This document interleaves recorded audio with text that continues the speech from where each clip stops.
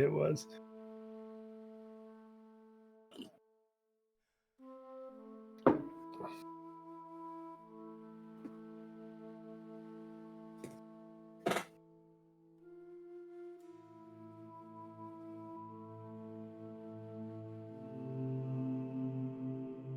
Oh, yeah. The zombies are coming.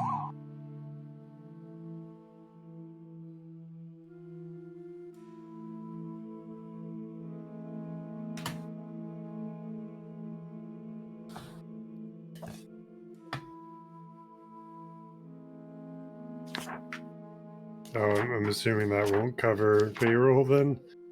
Oh, God. Somebody's about to get a wake-up call.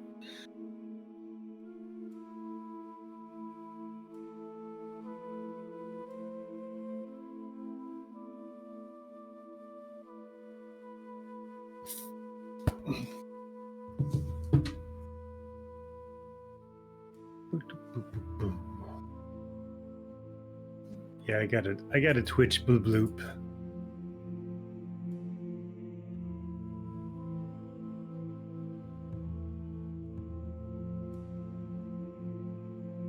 Oh, I can hear myself. Are coming.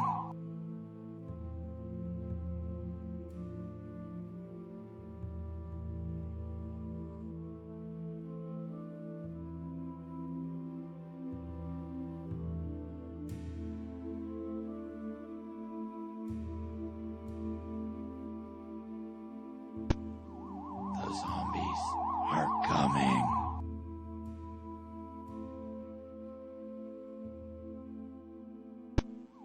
The zombies are coming.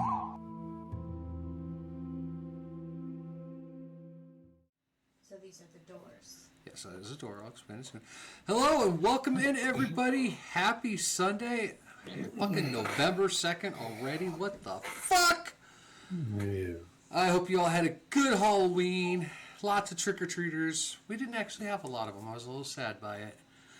But we are here for D&D, and we're going to get started. We're going to start with announcements, and then our characters, our players, reached a milestone, so I leveled them up.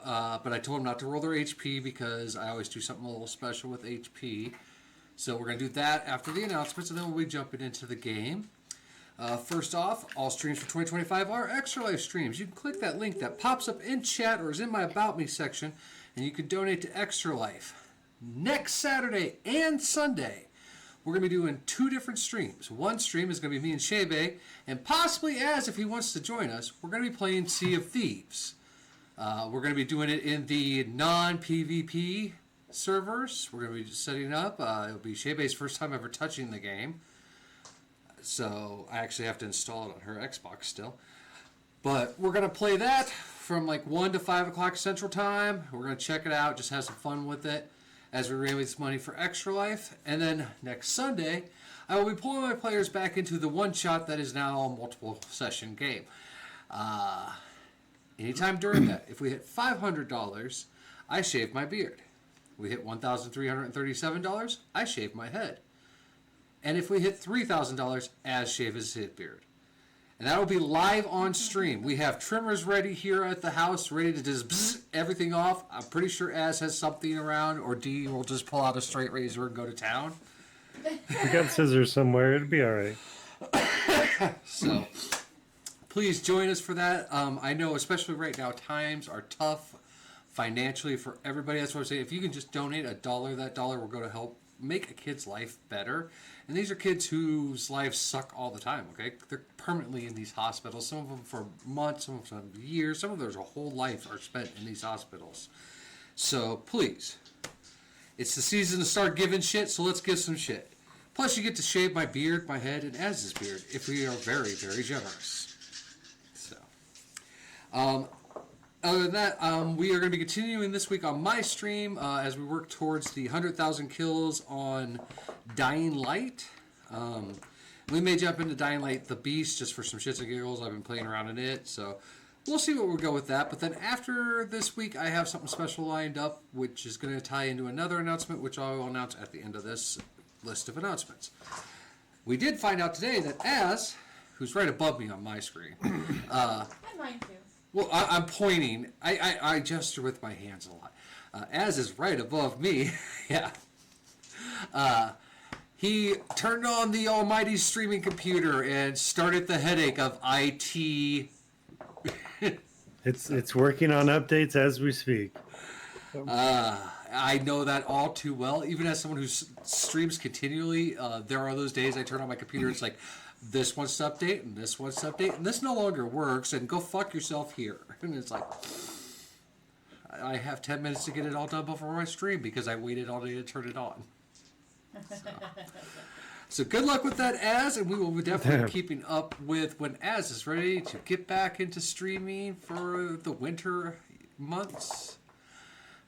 We have got no updates on Hawthorne yet, so we don't know anything about Cheve's stream or when it's starting.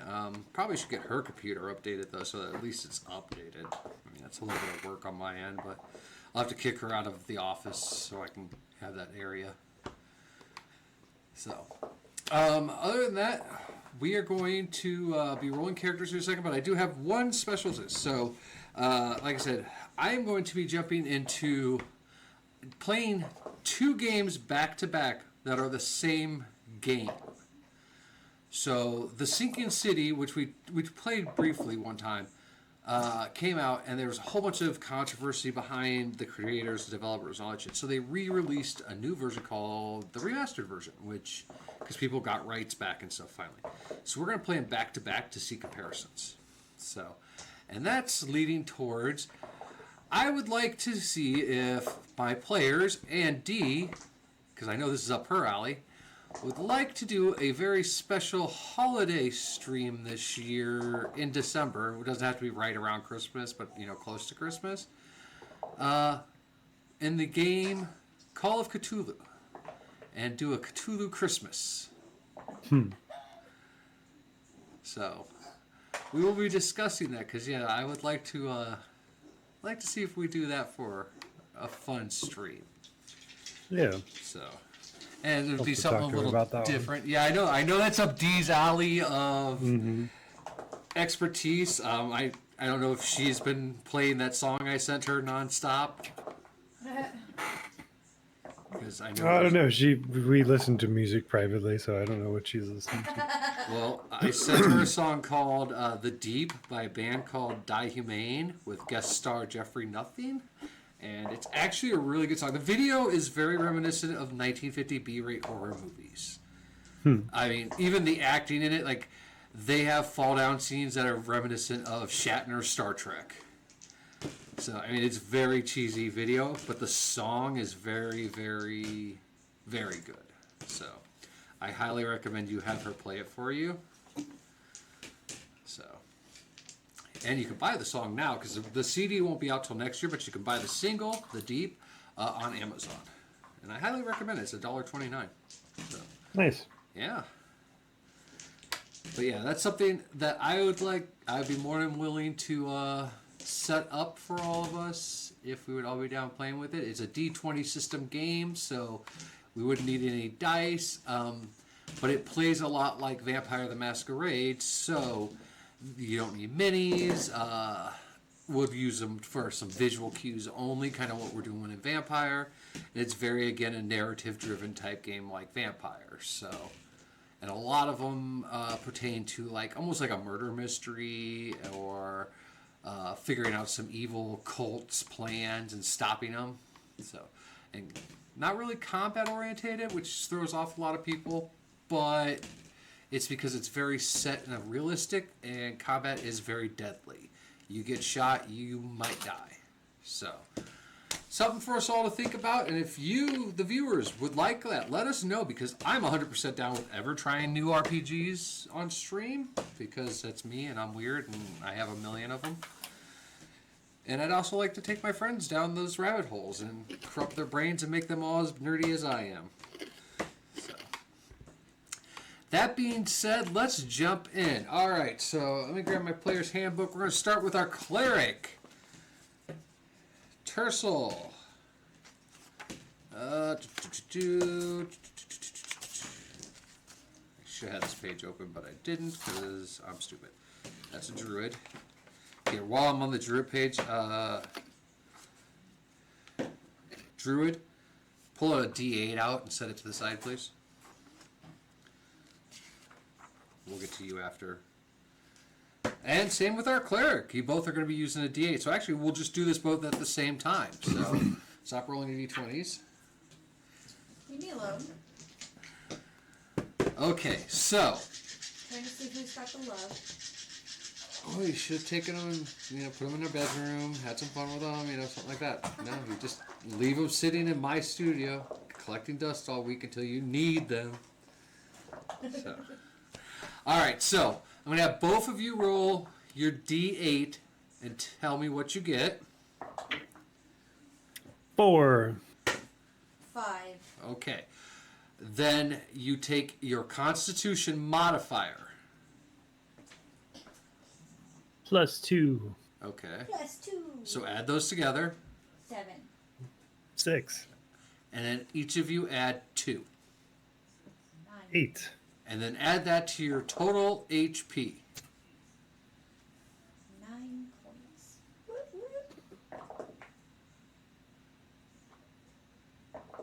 Did you add that to your total HP? Not yet. 83. All right. Now, a lot of people are wondering, okay, so my low-level characters 1 through 5, I always give them a +2. 99. And then at certain milestones when leveling up doesn't really give the players anything, like this one is what I call a dead level up. You guys got some new spells, and that's about it. You don't get any like new talents, new skills, or anything. So if you guys I've noticed them having some problem with HP, I will award that extra 2 points for special levels like this one. Because yeah, this is a pretty dead level up. Both of you ended up with like 2 spells. And One spell. one spell. Yeah, 1 spell. Okay, so you each got 1 spell, but Tercel did get a very important one with my kind of campaigns, so he should be quite happy with that. Destroy undead level 0 challenge yeah, rating. CR2 automatically, CR2 and under undead automatically will die if they don't make that save. That's correct, right? They have to make I think it's willpower, right? Constitute. I forget. I haven't done it in a little bit. Yeah, I know. I haven't used a turn undead spell in a long time, but I think it is Do you know where I got this one? for me. That's one of my yellows. Destroy my yellow and undead. Because I have the wisdom saving throw. Yes. it's a wisdom. Okay, so that's what I thought. It's pretty good. Yeah, It's it's the one I use for Doggo all the time. well, yeah. It came out because here, look, I had a whole set of those at one point. I don't know where they are. Like the rest of them are missing. I'm gonna get a drink. I'll be right back. Okay. Continue with your talk. I can hear you. Well, we're just setting that up right now. I will go ahead and give you all a recap. So you guys made it up. Well, first off, you guys dealt with the Baba Yaga. You guys had a peaceful conversation, though someone may have got wrapped on the head sometimes for being a pestilent child. I am not a child. You are to the Baba Yaga. Everyone is to the Baba Yaga. That's what you kept forgetting, and she reminded you. And your skull is still probably a little tender from it. Luckily, you didn't take any hit point damage from it. Anyways, you guys made your way through the river, following it. Made it to a steep mountain wall. Hit your not so funny bone. Figuring out how to get up the steps using the stones that you were given. You eventually got to a level where you guys were able to kind of just bamf up to the rest of it, skipping the final trap, which may have proved extremely deadly for someone in the party if they weren't lucky. Especially the way the dice were going for Tercel that turn. Mm-hmm. We may not be having Tercel with us right now. Yeah, I have fails ×3 after the rope incident. Oh, you failed a bunch. I remember you were getting pretty angry at your dice. So you guys made it to the top. Not the top of this inner cliff inside, but it's a ledge. And above you, the wall still goes up probably another 100 feet. So you're already at like 350 feet, so it's like 400 feet because you guys are inside of a mountain, okay? But there was a ledge there and there was an old campfire next to a large stone door carved into the wall. And no, there are no elven markings on it, so we already discussed that. But anyways, you guys kind of set up camp and went for a long rest. And that was where we ended. So everybody's HP and spell slots obviously are restored. You guys leveled up, so you guys prepared new spells and all that stuff. You guys are waking up after rest. It was an uneventful night. Shifts were taken, all that, yada, yada, yada. So, He doesn't feel like going through it. Hey, does Doggo get some more hit points too? oh yeah, what is Doggo's hit die? D10. So roll a d10, add his constitution. He does not get a +2 because he already has a lot of HP. He has 50. For a dog, that's a lot. They generally have 10 at the He's most. a dire wolf. Still 25 at the most. Alright, 8. Plus his constitution modifier. Mm-hmm. So, 11. Yeah, see, he doesn't need that extra, too, so. Plus, he's kind of an NPC, so. He's not. He is an integral part of. Oh, yeah, he our saved team. your guys' asses a million times, but like I said, Yeah. he is an NPC and he can die just like any of the rest of them. No! So. Oh, and I did go through and figure out the spells for the druid with the circle. So, they do not count as spells learned. They're like automatic because of my connection with nature. But they do count towards a used spell. That I did not know. So you can have them set as a prepared spell in your spell repertoire, but using them counts as using a spell. As the level 1 or a level 2. Yeah, yeah. That's what we figured. That's what I didn't know. So, I have fixed that as well. Yeah, 2 years into the game, guys, we're still figuring out how druid spells work. I'm just glad I don't use them extensively. Yeah, I know. Well, this 'Cause season then I hasn't feel been, bad. this season hasn't been too exclusively combat, so. I would feel bad if I was like using all these spells as cantrips. Yeah. But I didn't. So, all right. Anyways, you're all waking up. You did all have a dream, and within that dream, it was heavily misted. As the mist kind of parted a little bit. Yeah, you keep your camera. I don't know what the doesn't like fuck you. my There you camera go. is. I guess my beard's too fuzzy. It's like, I don't know what to focus on. It's like fuck it. Is it human? Right. Nobody wants to see that anyway. Let's just mute it out. It'd be fine. So, as the mist kind of parted in your dream, there were 13 skeletal warriors dressed in full armor that was charred black. The rose on the symbol burned black. And behind them stood a very tall knight, purple sash, burnt armor with the same rose, glowing red eyes coming out of his helmet. Oh, I had orange eyes. Yeah, orange eyes, sorry. And you all felt that sense of coldness and dread. And that's what woke you all up from your night's sleep. And you all just kind of, that feeling of dread and coldness lingers I as you're all wouldn't feel waking that up. though. No, we've discussed this. Even halflings would be afraid of this character. Okay. It's been It's canon, It's like, canonically it's proven like- that his fear goes and messes with a halfling. So you would feel it. The toughest, most badass halfling slash whatchamacallit also felt fear. So if Tasselhoff can feel fear, anybody can. But I will say that Tasselhoff did not feel it to the extent that everyone else. You still felt it, but you don't feel it as bad as everyone else in the party Well, right and now. I think at that point, never having really felt fear, that would be very weird. That's the way they wrote it for Tasselhoff. He was Yeah. like, I don't know what's going on, but I feel a strange, and like he was just It baffled. was kind of like he had his first wet dream as a teenager, and he's like, I don't know what happened, but yeah. Yeah. Why is my stomach turning upside down? Yeah. So that's how you would feel. And for those of you who are wondering and want to read about that, you can read the Dragonlance saga.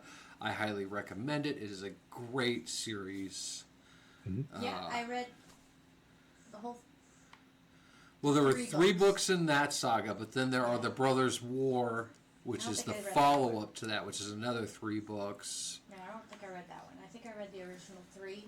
But Yeah. that was close to 10 years ago. Yeah. Oh yeah, no, the TSR books are old as shit, They're- but they're they're also- written by real authors. Like Yeah. Margaret Weiss and Tracy Hickman are Yeah. ridiculous. They are amazing. I should probably reread them. Well, they're sitting on my shelf. I have I them. know. I have That's the how I read them. I know. I'm just saying. Those have been books that I picked up What back. was the other saga that I bought? You have the R. Salvatore Drow series. Okay. Oh, the Drizzt ones. Drizzt, thank you. That's another amazing book. I need to read Serious? those. It bought is. them. I love And R.A. then I never Salvatore, read them. except for he kind of suffers from Stephen Kingism, where he has to go way too descriptive into things, and it kind of ruins it. Hmm. Like, because he wrote a lot of Star Wars books that I read, including the one where he killed Chewbacca. Fuck him. But that was 20 years ago at this point. If you don't know, sorry. Read a book. No, I'm just Well, saying, and that's who knows if they're even considering that canon anymore? They're not. No, Disney doesn't, but fuck Disney. Right. Which, hey, Yeah. good news for all of us Doctor Who fans. Fuck Disney, you're gone. We're not. BBC is not re-signing with distribution for Disney. We get Doctor Who back, ladies and gentlemen. I'm so happy about that. They, I think they probably enjoyed the budget, but I don't think the fans enjoyed the higher budget. I don't think the fans enjoyed the higher budget, nor do I think they enjoyed the restrictions that Disney puts on their shows. And I think people saw that with the last 2 seasons. They were very family friendly, as where Doctor Who can be a little scary. It can be funny. It can be cheesy. I mean, it's supposed to be cheesy. I think it stepped away from the cheese. Yeah, well, and it's because they And had, people were like, "That's not Doctor Who. Doctor Who is a bit cheesy." yeah. So, but yes, so on the line of Disney, fuck Disney. But yes, if you ever want, you out there, if you ever want to learn more about the characters that they saw in their dream, highly recommend reading that. You could also read the Ravenloft book, Night of the Black Rose, though I warn you that book is not canon anymore because of legal lawsuits, and we're not going to get into it. But it's an amazing book that you can read and then is don't hold it in your soul. amazing. It is amazing. The character construction of Lord Soth in that book is just beautiful. I want to say there's like a second one too. That's the one that he had to write in order to get him back out of Oh, Ravenloft okay. and send him back to the Dragon. See, I didn't like Age. the second one as much, but that's probably why. I Yeah, didn't know that about one was written basically to say, "Whoops, we fucked up stealing a character. Let's send him back." And Right. a lot of the fans were with that. They're like, "Well, yeah, we're glad he's back, but you could have done a better job." Yeah. So, but that's where you guys stand now. You all have woken up. You have that sense of cold dread and fear still lingering inside of you. It's like that scary dream that just kind of affects you when you wake up. You don't really know what it meant, but you're all kind of waking up around the fires that have burned down low. What would you guys like to do? I'm gonna stoke the fire and heat up some rations for breakfast, which will probably be coffee, tea, and whatever dry food we have. I think initially Tersel's going to be sitting there kind of like trying to process that dream because the dread's still lingering. But in lieu of us getting that level, I'm going to say that whatever my god's name. Why do I always forget my god's name? Paylor. Paylor, like, touches him in such a way that he feels that warmth. He gets that new spell and the HP, and he kind of like, he feels empowered again. Show me on like the doll it where was Paylor fleeting. touched you. Yeah, right. It won't be anything anybody else can see, but it kind of helped him to be like, all right, everything's fine. Grab my alcohol. Let's go. Well, and it's like for Serafina, she would wake up with that odd feeling. But being that she's camping outdoors, she's one with nature. She didn't leave any lasting concussions from getting whacked in the head a dozen times. Everything's going to be okay. She would feel amazing shortly after waking up. All right. I don't believe the dread would have stayed with her. How about Hannibal and Doggo? How are they taking it, guys? Well, Hannibal doesn't have a benevolent god helping him deal with overwhelming circumstance. So I'd say he's the stogie he usually just like chews on and imbibes without smoke is fully lit, and he's sitting there like, all right, okay, I gotta keep following these motherfuckers. That's my duty. I can't run. And he's having a moment. Doggo is just Doggo. He's just like, that was a weird, scary dude. What's for breakfast? All right. I wonder if I clearly, piss on his eyes, completely- if his eyeballs will go out. Completely unaffected, seemingly, is Evelyn. She's standing there next to the fire, face stoic as ever. You do see her, though, instead of like a warm beverage, she has a mug of her dragon ale that you guys have tried unsuccessfully, but tried. So you guys have. But it's a pretty quiet campsite. We're all kind of Well, I'll be in our chipper. own little worlds. I slept outdoors. I'm feeling great. So as you This is guys my element. wake up, start vibing as normal, eat some food and all of that. Again, you're on top of a ledge. There's about 350-foot drop there. And there's a stone door in front of you. How we doing temperature wise? Have we risen enough that it's starting to get cold, or are we You are underground? inside, you're inside the cave, so you're kind of buffered from any temperatures. And like I said, strangely, it's not cold or hot inside this cave. It was a little humid down by the river area. That's why the mushrooms and stuff were growing. So it would be warm. It wouldn't be like cold, but it would definitely be warm in there. And near the fire, you guys would be feeling okay. Now, if you were outside, yeah, it'd be a completely different thing. But you guys are inside of a cave. So. And these doors are like super duper tall. It is one cement stone slab door. You guys don't see where it splits in the middle at all. You don't see any door handles, any knockers. There's nothing seems to be inscribed on it at all.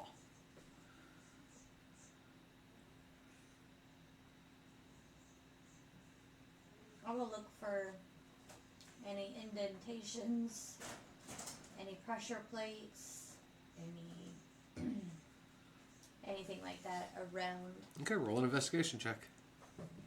That is 11 plus 3, so 14. You don't see any levers or traps or any kind of like pressure plate to open it. While investigating it, you do find along the bottom there is a small, like about midpoint, a small little crack that seems to go up, but it's been faded so long into time that you really can't follow it all the way up. But you kind of could assume that that's where the door would split.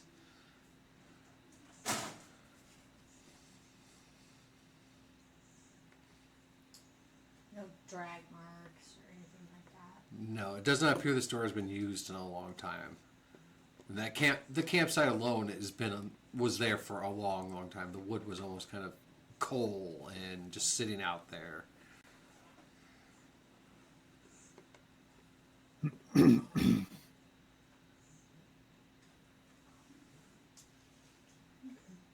Well, there's no handle, so we can't pull. We just try pushing it. Maybe it's super well engineered and will open easily, and a chime will sound, welcome us into the Undermountain. the loading screen will come up, and Welcome, travelers. I could do a thunder wave against the door. okay. You can try whatever you like.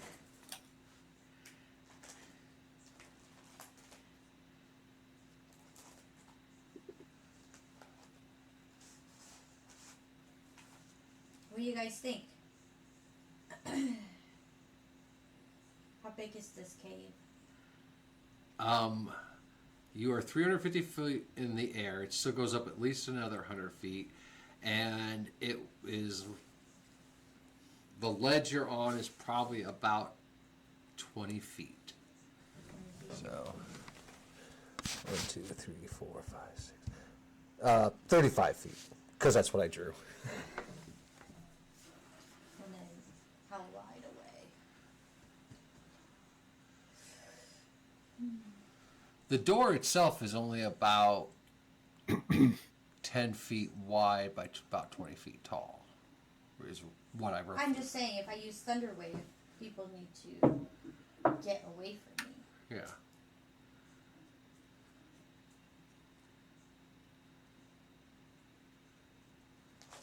So in the kind of an investigative tone, Tercel just like to go up, put a hand on it, and see if it has any kind of movement, vibration, anything like that. Roll a strength check. Just D20 with your strength modifier. All right, starting off strong with an 8. 8 total. Yep. All right. No, it doesn't have any give at all.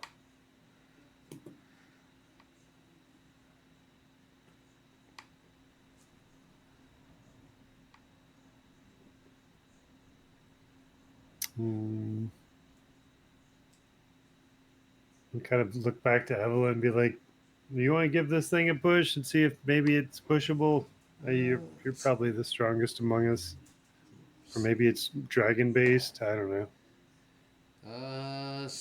Nope. She rolls a 20 altogether, and no, doesn't Okay. move for her, and it doesn't Not respond. even, I would say like not even a creak or a groan or. And you don't notice any Okay. kind of like response for her touching it. Yeah.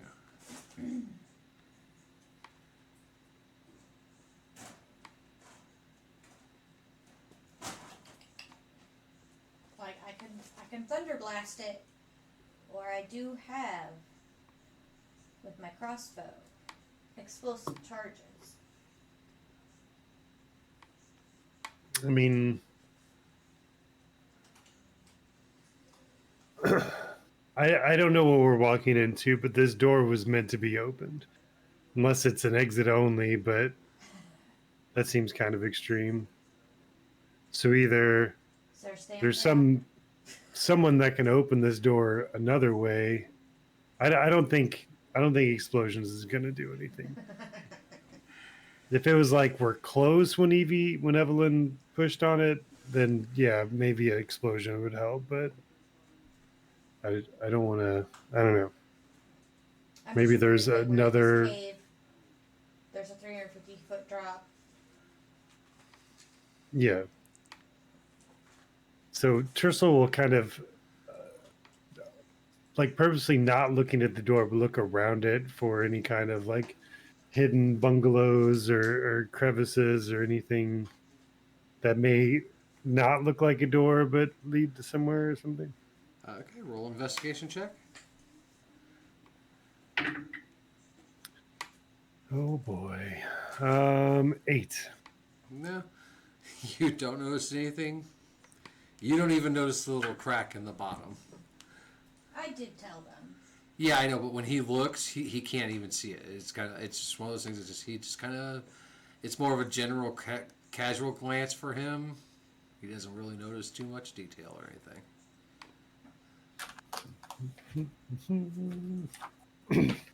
I mean, if we want to try the explosion thing, we'll just clear out and let you do your thing, but I lack faith.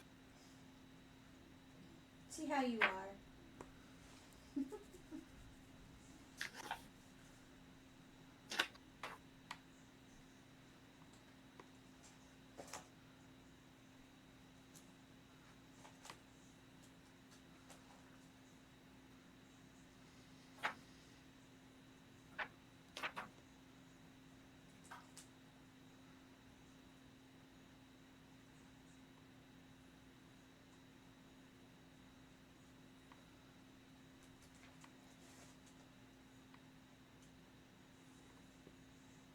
So I don't really have anything that can. Alright, well, I will spend, I think it's a minute.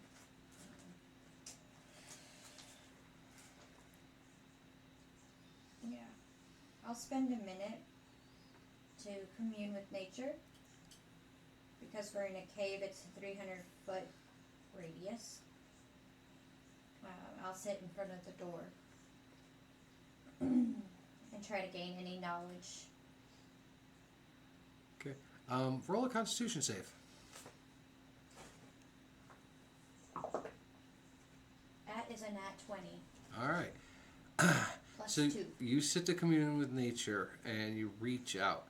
And in the radius, as you're further away from where you guys are, the cave feels peaceful.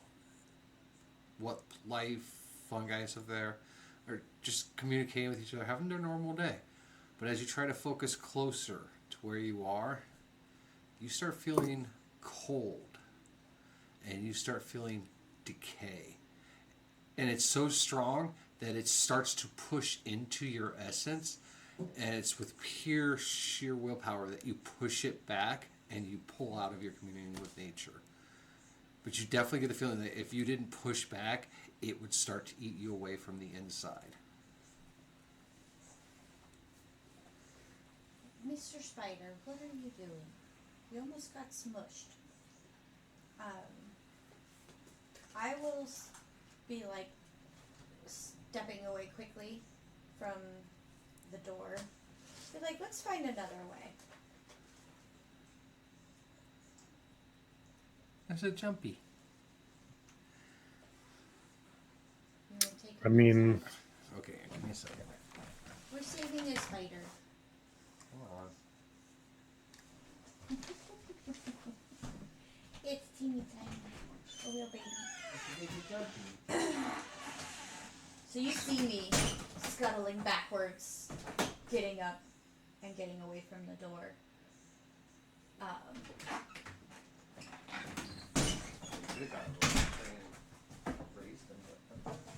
I will explain to the others that there is evil behind the door. Like pure evil. Let's see. The campfire would have been here, just so you guys know.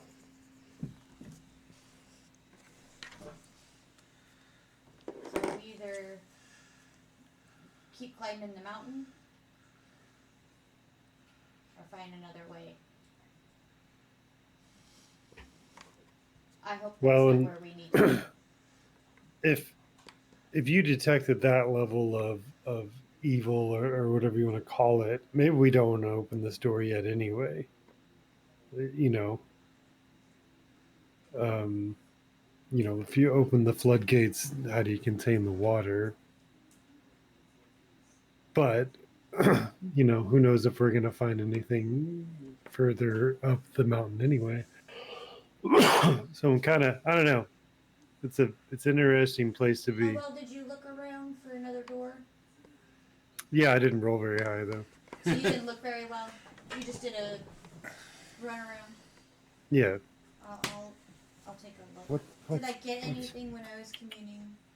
No, like I said, all the plants and stuff out there, they're just going about their lives because they're. Yeah, I know. Hello, kitty. Hi, Nix is here. She's Hi, pretty baby.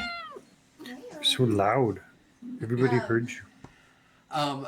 So yeah, like the fungi and plants in the cave that you were able to reach around to, they're in their own, just doing their own thing. What? They I didn't. felt like there was another. No, it's like as you got closer, there was no more vegetation. You were mainly more of the stone and that kind of nature was there, but it was death, decay. I'm just saying, would I have known that there was another way? No, that wouldn't have shown up through that.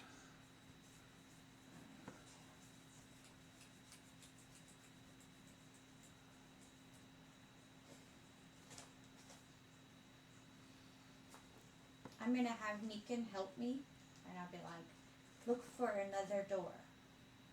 So do I roll at advantage, or do we roll for each other? Roll with I'll just have you roll it at advantage. That's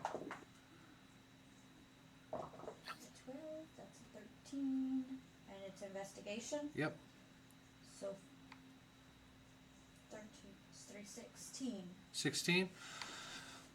So you're looking for like another door. Another pathway, another door. So you see about you this ledge you're on. It's rocky, covered, dirt covered ledge. There's the door, the wall, and you can see parts of the wall. The dirty outer covering stone has come off. You can see the obsidian behind it. Looking up higher from it, you cannot seem to scale it. This is almost perfectly flat. There doesn't look like there's any stairs that'll come out like the other area. You don't see any other way. This is the door. Is basically what it feels like and seems like. Well, this just sucks.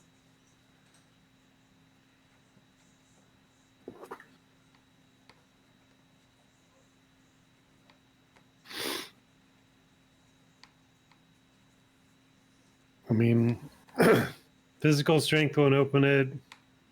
I mean, I don't think I have a detect magic. I have dispel magic, so we don't know if it's So bound if I take magically another to something. sleep, I can learn detect magic. I mean, might as well spend our day trying stuff, and then if it comes to that, we'll do it. You can try your spell, and I guess I have never had any ideas on how to use divine intervention, but I guess I could ask Paylor if I roll high enough. Well, you would first state your intentions with that spell, and then you roll. And if you don't reach the certain number, then nothing happens. If you do, something can happen. It's a very, very chancy spell. Mhm. So And if I cast Right. enhance ability on him, would that? no, that has no effect on that one. We could try to enhance Evie's strength and see if she can get super gungo on it. Net 20. No, she added up to a 20. She got a dirty 20. I'll let you guys know. Evie's strength is an 18. So she's I'll go stronger than that. yeah, but for a human, she's pretty strong. She gets a +4 to all her strength rolls. So And B, So, what do we know about this mountain?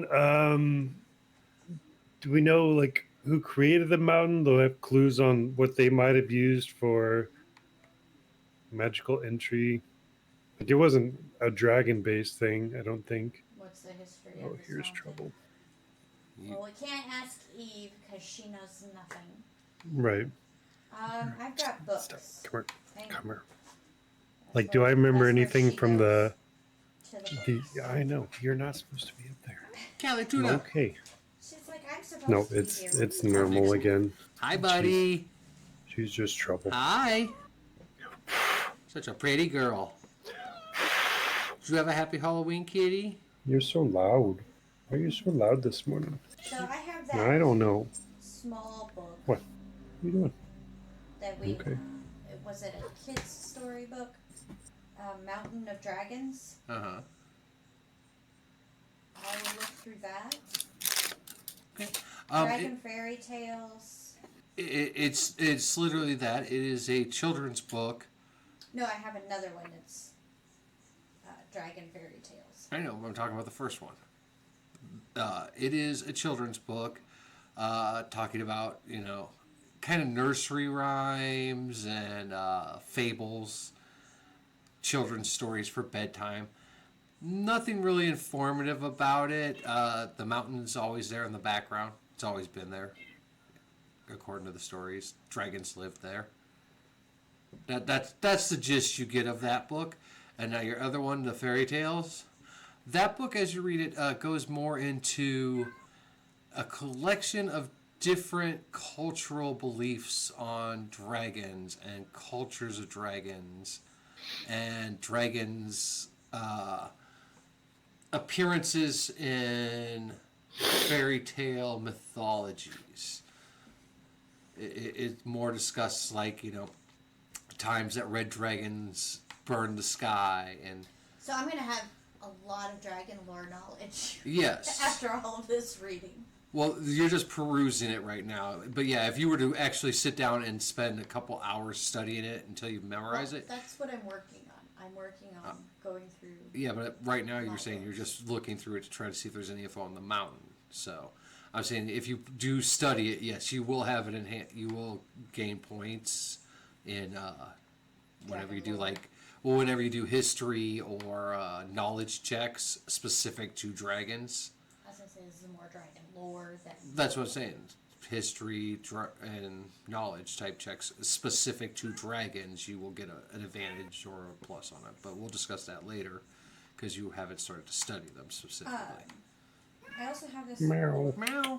that I took. It because the pictures interested me, but it's an unknown language. I will ask if Evelyn Tersal knows. Tersal, what languages do you speak? I know Celestial and Common. That's it. He does not know. Let's see here. I think Evelyn may know the language of it. No, actually, she doesn't. I have that written down specifically. She does not have the knowledge of that book. No, that book is undecipherable by anyone in your party. And what are the pictures again? Shit. I know. I don't remember. I know. I'm gonna have to go back. Yeah, we'll have to go back and look at the notes on it. But I'll tell you right now, it won't help you with this store. I know that it had something to do with something else, but not with this store. And then I have History of Battles book. Again, that one, perusing through it, has nothing to do with the inside of this mountain. Again, the mountain is mansioned. It has been there as long as the cities were around. It's always been a predominant landscape. So Tersal's going to walk up to the door, place his hand on it, and he's going to ask for Paylor's assistance to open the door. All right. And I'm just He'll say some kind of a prayer, like, Paylor, grant me the ability to open this door so that I can shine your light upon the darkness inside, or I'm something. going to be watching my poor friend Tersal decided to touch this door. He's already touched it once when he's pushed it. Evie's pushed it once. Yep, and now I'm just like, anytime somebody touches the door. So you're doing divine favor? Divine intervention. Divine intervention, sorry. Yeah, that's not a spell. It's actually a class thing. Hold on. Yeah, I can read it to you if you want. No, I was gonna get the number you needed for it. It's your level, basically. So 11 or lower. Okay. Is it lower or is it higher? That's the part I was trying to remember. If you roll a number equal to or lower than your cleric level, your deity intervenes. Okay.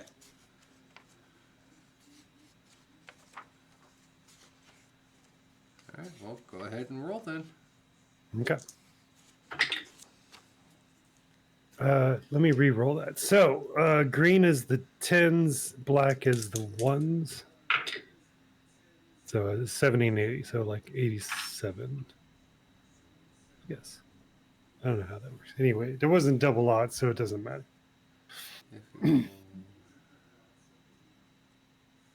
guess I didn't do that right. I should have rolled that. Yeah.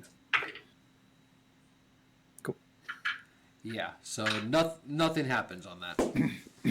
And when I say Paylor's name and all that, the door doesn't respond to that, Nope. like the Oasis or anything. Nope.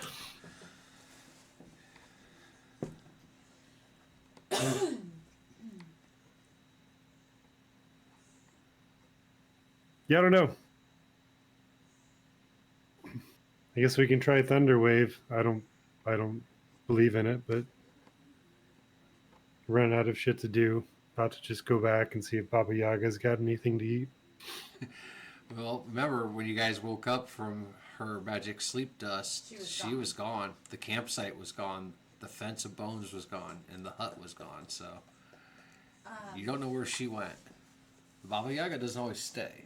She likes to move. And around. we haven't gotten any other clues about this door, right? The door is flat. It has a crack that only Sarah can see. There's nothing hidden around You it. could see it if you rolled a more better investigation. You would have seen it, but you're like I said, when you went to investigate, you were kind of still affected by the dream, whatever.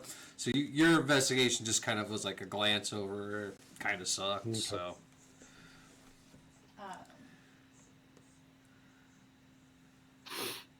I'm thinking I'd rather try to shoot an exploding arrow at first because it's not as devastating as the thunder wave,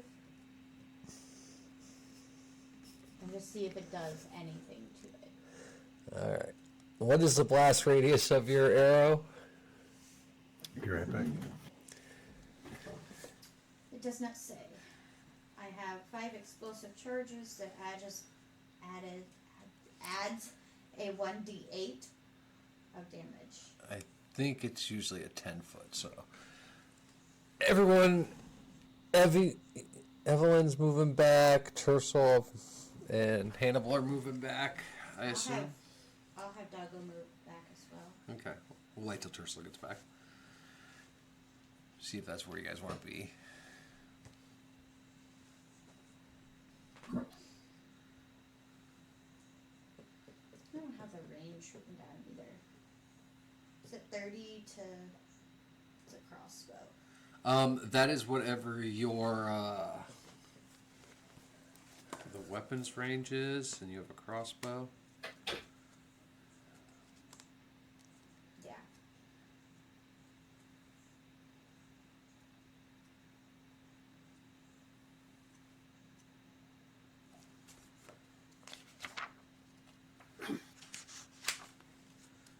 Equipment, armor, All right. weapons. Sorry, guys.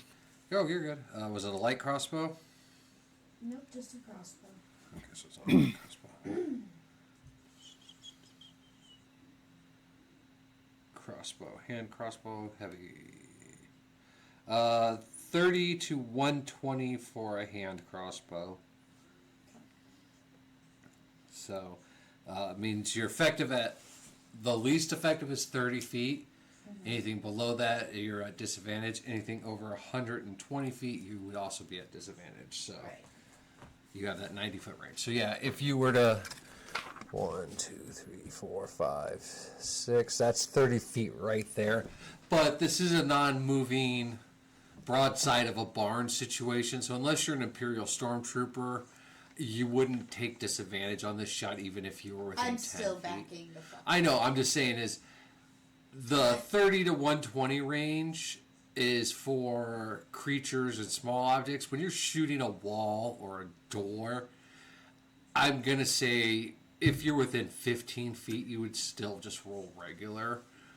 And I would suggest everyone to get as far out.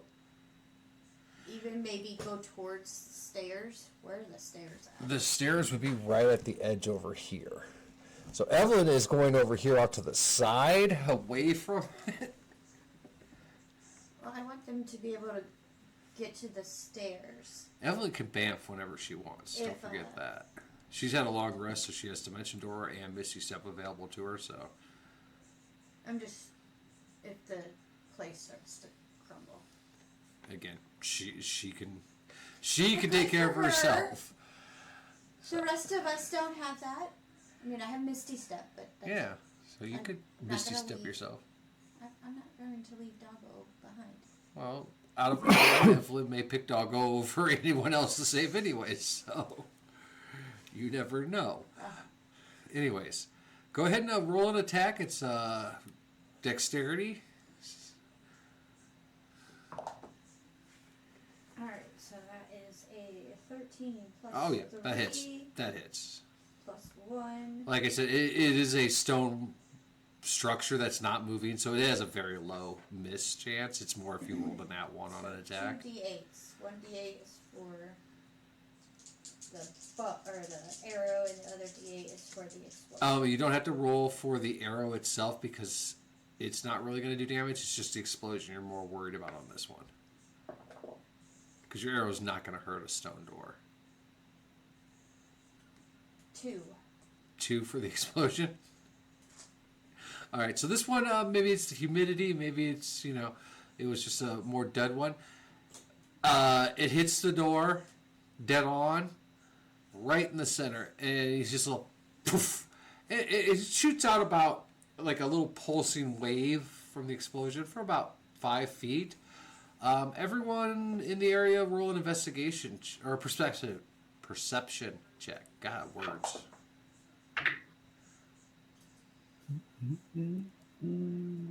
15. 13. You both notice that the ground in front of the door where the dust blowed, there are 3 lines that come out. So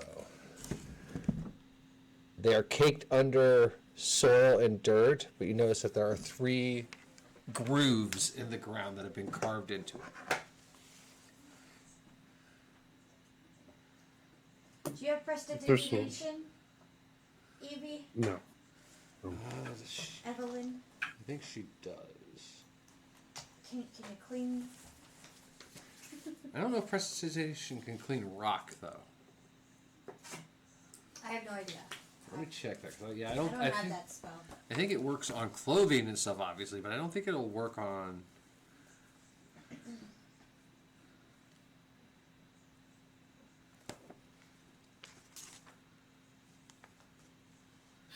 Let's see. Create an instantaneous harmless sensory effect, such as a shower of sparks, puff of wind, light or snuff out a candle, clean or soil an object no longer than 1 cubic feet. So I guess chill or warm for 1 cubic foot.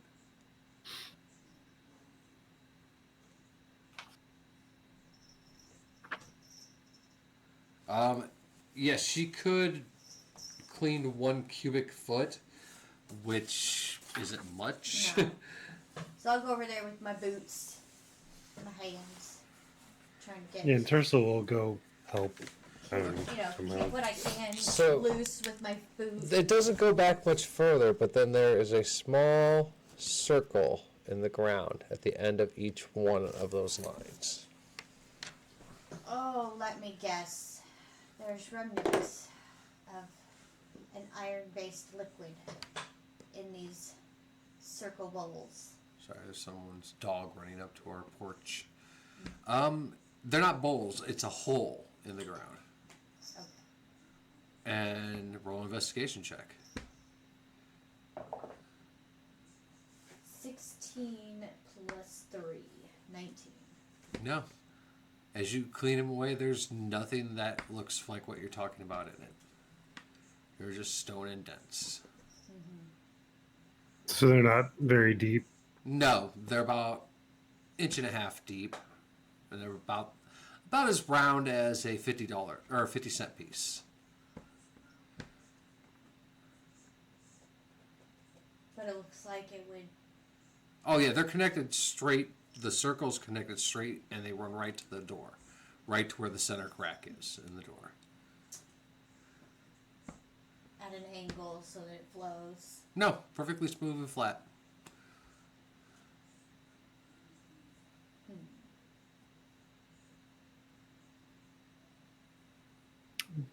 We don't have any gems left over from the great stair You have accession. one.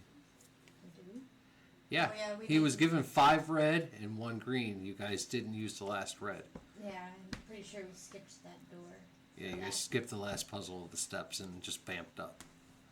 Do we want to try one of the gems?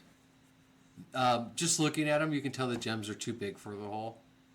I mean, no, the hole's too big for the gem. Sorry.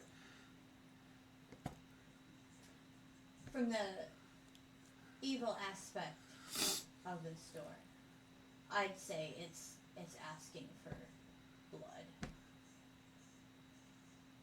Is there any residue or anything inside the holes at all? Not that I could see. You could look. You got like health bonus as you're a doctor or a field Yeah. medic.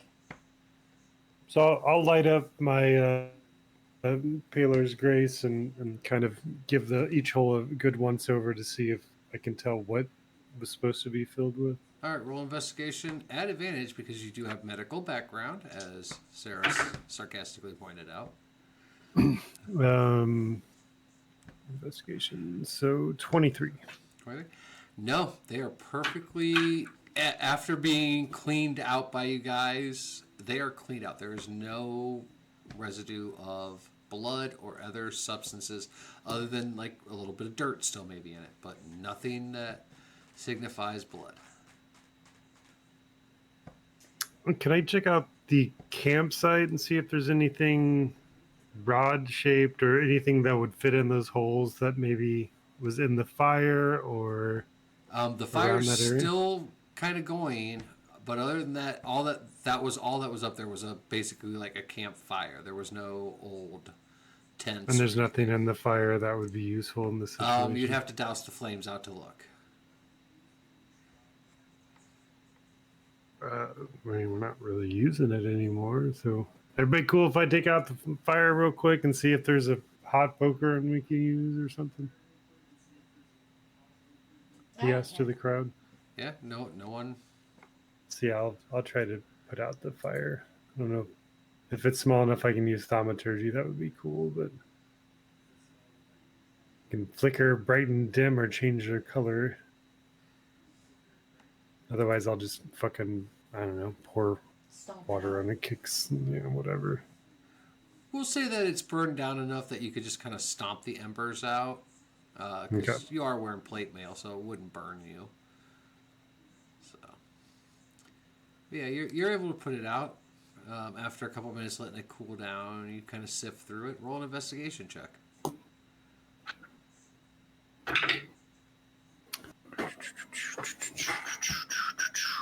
Seven. So as you kind of sift through there, you see, there's a few logs that were there that were kind of petrified, which helped them burn slower. There's a skull. Appears to be a femur in there too, that were buried underneath the logs. But other than that, no. You don't see any kind of gems, daggers, magic things, anything that might help you with this. There's a skull and a femur underneath the campfire? Yeah. That's something. That's concerning. Can I dig deeper and see what else? Like, was that just kind of topical to the fire? And Yeah. So there's wood. There was wood piled up on top of a skull, and there's a femur laying under it. You're not like digging in the ground because underneath it, it's the stone ledge that you guys Okay. are on. Gotcha. It's just there was enough wood like that had been sitting there and old coal and stuff sitting around it that you guys didn't see it when you relit the fire. Well, that's not great.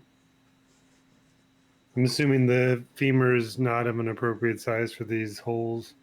No, it's a human-sized femur. Definitely wouldn't Yeah. do anything.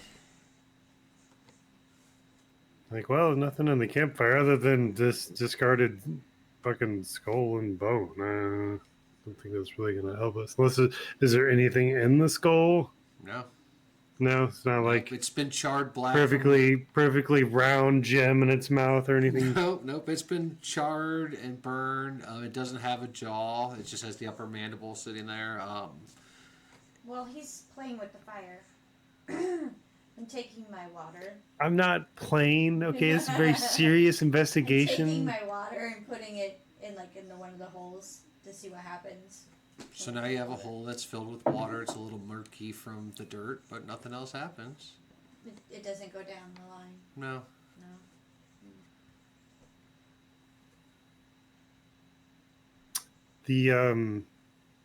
The lines in the ground, do they look like there's any kind of abrasiveness to them, like something slid alongside it or inside of it?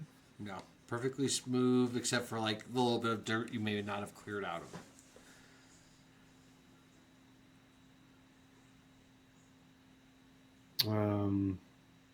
The hole's big enough for a weapon hilt or anything? No. Like I said, it's about the size of a 50-cent piece is how round it is.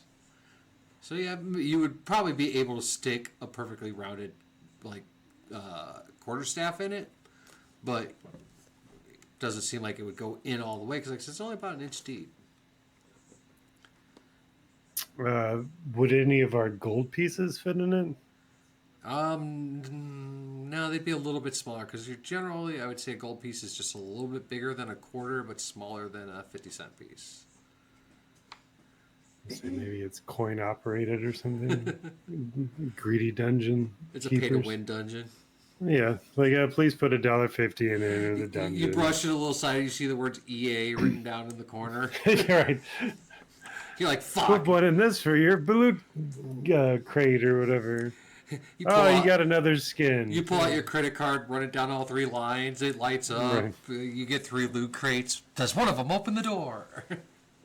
So For another 1,000 coins, you could win. just with this door and everything, I will be thinking back to my dream.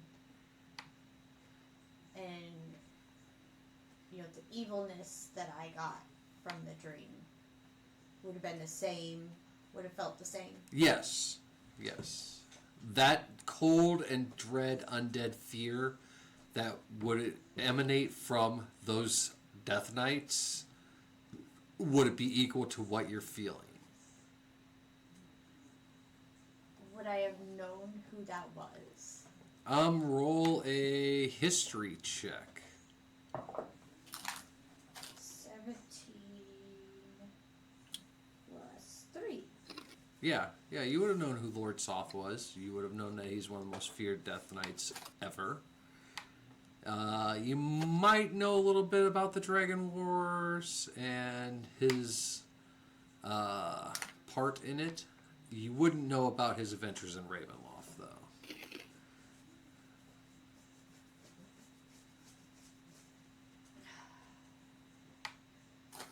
So I would know he would want blood. No, he would not want blood.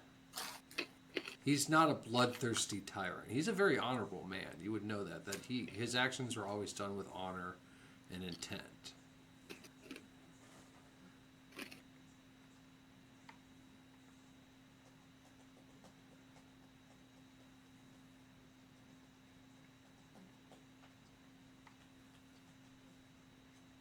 I don't know.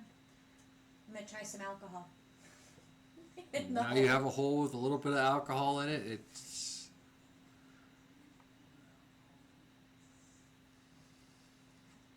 Those are my offerings: water and alcohol.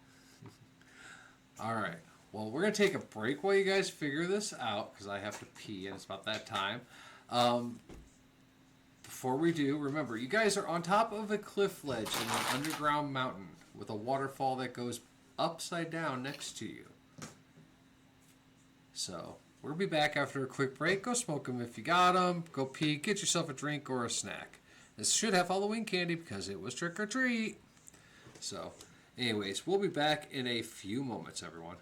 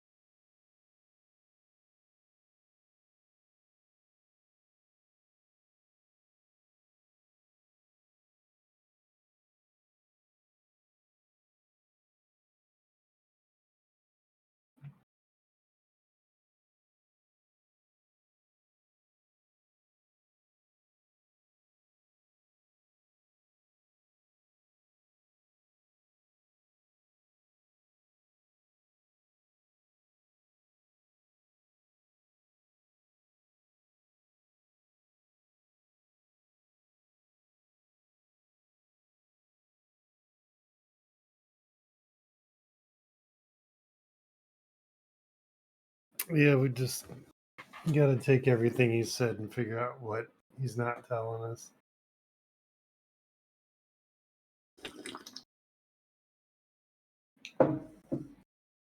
So before we went on break, he mentioned the waterfall. That's got to be him going, "Hey, fuckers."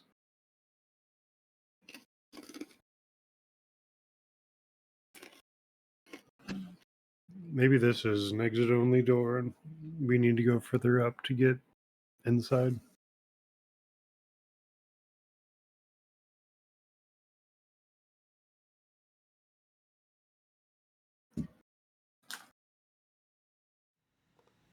All right, as we come back from our break here, just a reminder that you can donate to Extra Life right now, and next week we will be doing a special Extra Life D&D and also an Extra Life Day of Video Games on Saturday, where we're going to be playing Sea of Thieves. So, you guys are still standing outside this door. What would you guys like to do? So Tershel kind of motions to the things on the floor. He's like, "What if those are the slots so that the door has something precise to slide upon so it opens that way? We don't have a way to pull it open. So maybe this is an exit only door and we need to go somewhere else."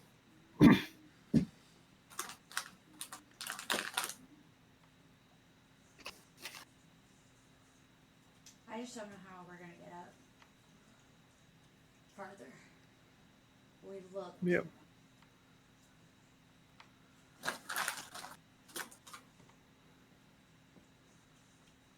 See? I should have taken Windwalk. Frickin' hell. Yeah. I mean, so around us currently, there's skulls and a campfire. There's a door that won't open. There's a cliff and a waterfall. And the waterfall is going up instead of down.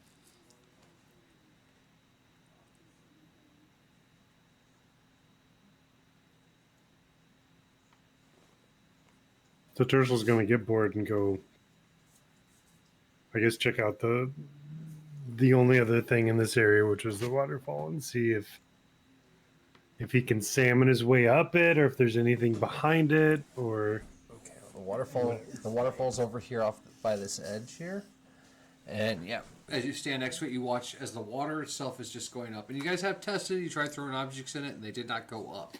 It doesn't have the force to move you guys up. The water just seems to be going reverse. Instead of down like it should, it goes up.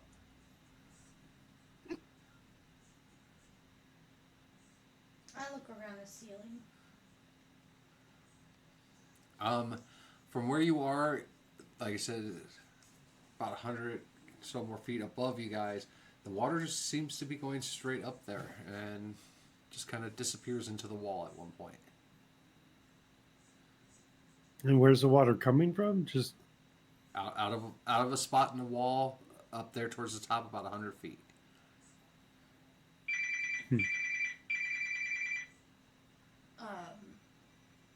No, it comes from the ground. Yeah, it's what I'm saying is it goes up to there. It's coming from the river way down at the bottom, 350 feet down.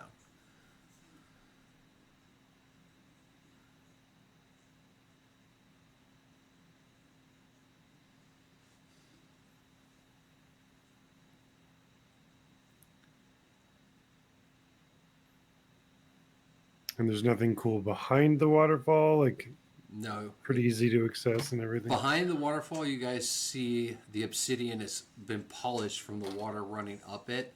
It's reflective enough that you can see the black obsidian behind it.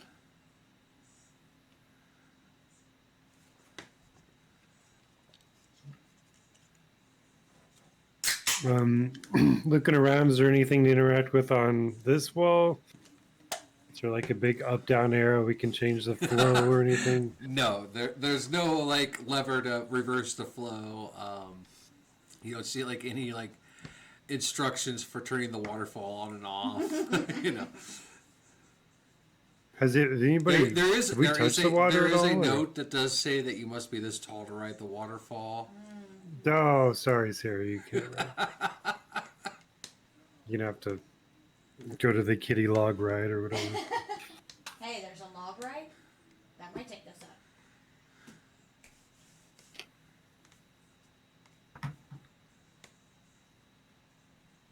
Um.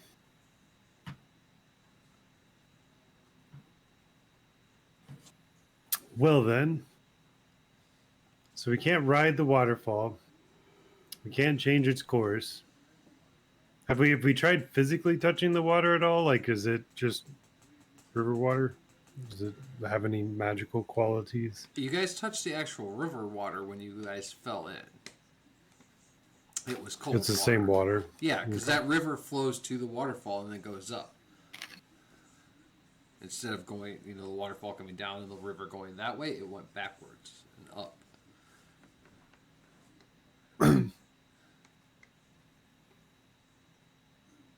Touching the no, it's just you said it was perfectly smooth obsidian behind it, Yeah. and there's nothing that looks like it would be easy to climb. No, it definitely does not look easy to climb. In fact, it almost Say looks maybe it's like a gravity reversal. Maybe we can like go the wrong way or something. Some kind of weird Inception I'll remind bullshit. You have tried throwing things into the waterfall and they did not go up. Yeah. So it's not like a grab lift or anything.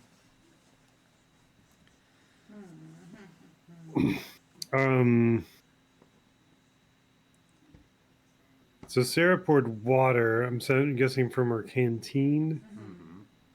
What if we tried to collect some of this water and see if that could manipulate the holes at all? Let's try Just, I mean, it's yeah. So I'll try to take a cup of some kind, get a hole's worth of water, and fill one of the holes with it. that. Yeah. That'd be fun. That's right. Good. All right, which hole are you going to try pouring it in? The right one.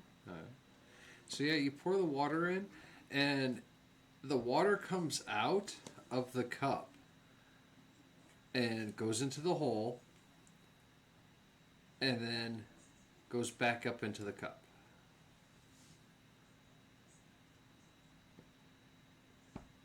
So while it's in the cup, it's following normal logical gravity rules, and then when I put it into the hole, Right, it it pours doubles. into the hole, and then when it hits the bottom of the hole, then it pours back up and goes to the cup. Yes. Because I'm holding the cup there still, or could I take the cup away and it will flow back to the cup no matter where I'm at? I'm And if saying I that need to you were- sign, I as will. you were pouring it, it hits the hole and starts coming back up. Okay, so it's like Maybe rapidly. we could use this like a hydraulic system to lift the door. Oh, okay. Maybe that's what the slots are for. It would have to stay long enough that it didn't go back up to the ceiling before it got to the door. So almost would want to put it right at How tall is our ceiling? Like 350 feet or something nuts? 100 feet or something. 100 feet from where you guys are now. Is there anything directly above the holes? No. Just Okay. earth and rock way up there. Just making sure it wasn't like a circuitous piping system or something crazy. I mean, I guess if we could pour enough water fast enough before it jumps back up, maybe it would fill the slot and manipulate the door. Unless there's something we can do to cover the hole long enough for it to. I don't know. So I've got a cup full of water still, river water. If I take that cup and Where the crack is. deftly put it onto the hole so that it is on top of the hole, sealed, and the water can't get up, but it also would go down, does that do anything? So as you quickly push the cup down on the ground, and you're still doing the right hole, Yeah. okay. Yeah, you watch as the water starts to come out of the line there and flow towards the door. The fuck? And just not enough water to get to the door? Or... Oh no, that from that hole where the cup is to the door, there's now water filling that crack. But like the groove, it's not flowing Nope. up from that. No, it's not shooting up from the groove. All right. I'll grab a cup or bowl from my pack and go collect some water. I'll do the center hole. Okay. Do you want Hannibal to do the other one, or are we gonna have Eve do it? Let's have Eve do it. She actually gets bonuses to stuff. Okay. So yeah, you guys scoop up a cup of water and follow Tersel's lead and slam it down on top of the hole. Water goes across the crack, goes to the door, and you watch as the door's face shimmers, and now on the door, on each panel, is a handprint. Like an impression of a hand in the door. Well, Normal Hannibal's the humanoid only one. handprint. It looks roughly humanoid sized. It could be elven handprints. They're about the size of Tersel's hands. We'll say it's just normal standard hands. They're not like And we can feel the pressure of the water trying to come up. the cups are. You're just holding the cup down on it at the moment. It doesn't Do feel we like it's feel gonna. pressure No, it's not like gonna like shoot off. You don't feel like it's like a shoot off like a rocket type thing. No. Do you want to put your hands on it, or you want to stay with your cup? Hannibal do it. Well, we'll conduct that experiment. So I'll leave my cup alone and see if the line stays full of water.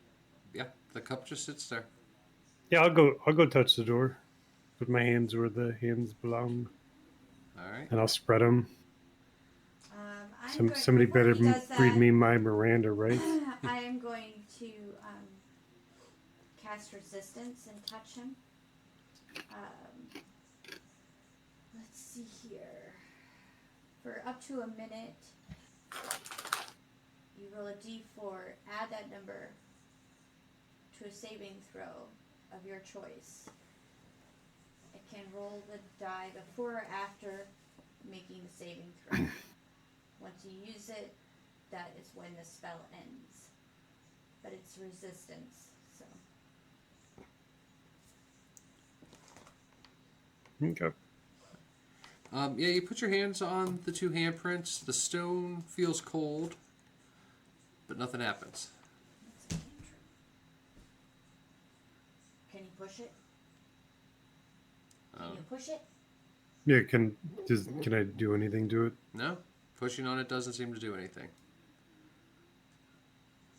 So you said the lines all filled, the door shimmered, and the handprints appeared. See if Evelyn can do it. Yeah, that's a good idea. I think we'll both look to Evelyn and be like, give that a shot real quick. She puts her hands on there. Nothing seems to happen. She pushes. Door doesn't move. Nothing. Tersel's going to go back to the waterfall and stick his hands in and make sure that they're sopping wet, and then go touch the door, see if that is any change. Nope. Now you have wet hands, but you do notice that they're drying fast as the water droplets are dissipating up. That is some cool freaking water.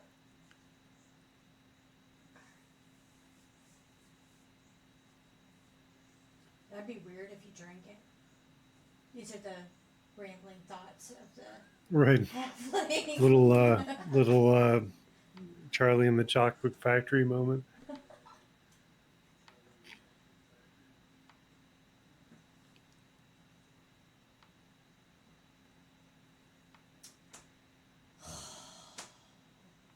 I guess I could try the Paylor trick again. Don't you have to wait 24 hours on that? No, no, not that trick. Just touching Oh. the door and saying Paler's name and hoping that Okay. it's somehow been imbued with an opening. Yeah, nothing happens. Nothing. And the handprints are like this Yeah. on the wall, around each door. Yeah. So it would be one person. Do we feel anything when we touch the handprints? Any kind of. Cold stone. So it wouldn't be something like put your handprints there and then pull and the magic codes onto the door.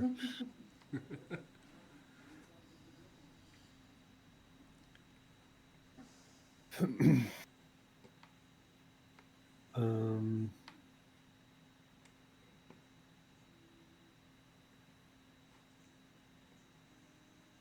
I don't know.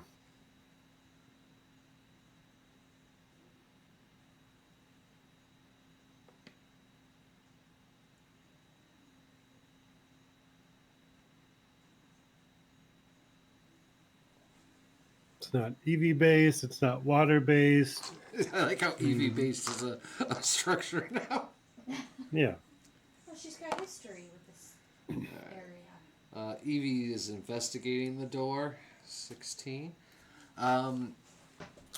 She points to you guys and shows that there is a weird residue inside the handprints. She can't detect what it is, but she does point it out to you. I will look at it with nature. So 16. If I did a nature, it would be a +7. Okay. Yeah, it looks like dry blood. What is this There you go. comes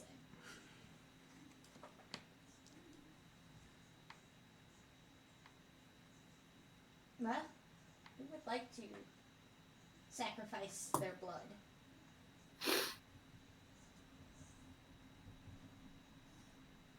Just kind of jokingly looks at Hannibal like, He like doesn't have as many hit points to lose as you. no, that's just a joke between them. It's like, you know, too bad you're not wearing your red shirt today, Hannibal. That's unfortunate. Just so you know, Hannibal's always wearing a red shirt in my mind, so. Oh yeah.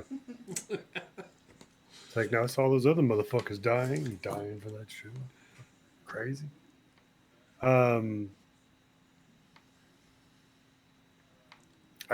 I'll do it, I guess. You know. Just prick your finger, get enough blood to Yeah. coat your hands. You don't need a lot of blood. Sounds good. Let's do that. Alright. Roll a d4.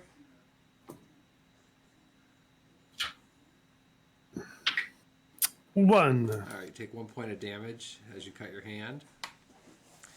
And smear blood on both of them, and you place them on there, and nothing seems to happen. Well, motherfucker.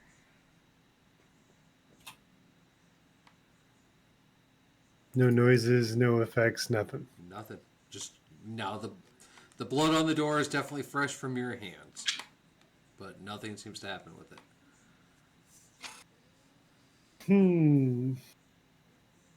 So looking, well, I guess everything's fucked up come blood now, so I wouldn't be able to investigate any further.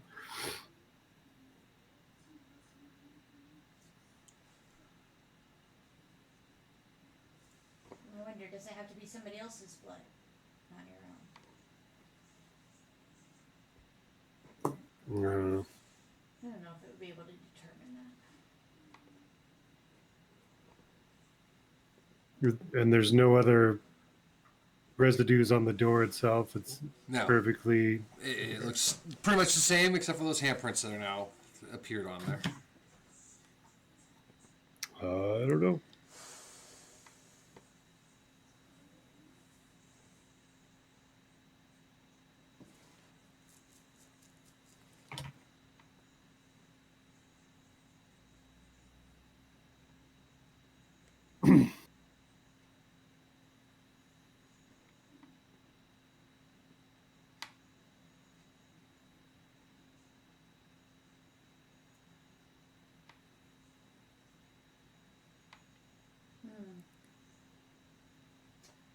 either. Yeah, we could explore different blood options. I feel like we're just going to be fucking cutting our hands and taking damage.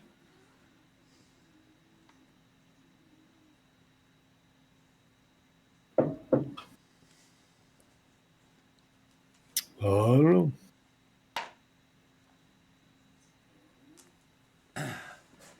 Evelyn, seeing you do that, cuts her hands, rubs them together, puts it on there, and the door glows.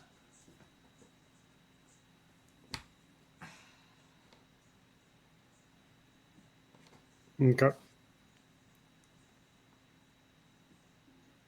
So it takes dragon blood. And you guys watch as the door slowly, the line that was there, goes all the way up and the doors open inward. As they open inward, you feel warmth emanate out from it, like a humid warmth, and you smell rot and decay. It's like a mix of like bad fruit that has been sitting on the counter rotting, along with a very old blood smell. I know that smell all too well. So, I smell pig carcass thawing on our kitchen floor. I literally cannot stand the smell of raw pork because of that. Like, if he's gonna make pork chops for dinner, I'm like, that's fine as long as I don't smell it before it cooks. 'Cause all appetite is gone.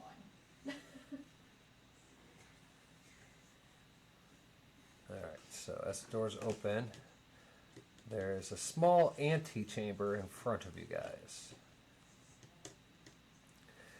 And as the doors open, torches here and here light up.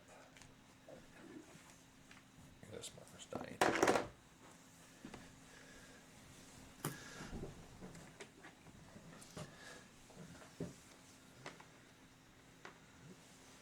All right, I guess we're in. Yeah, I hate this.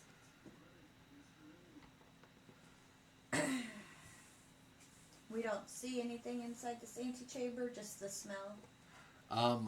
From where you're standing inside the door, you really can't tell what's inside this room. You just see two torches that have lit up and are kind of illuminating it, but not fully.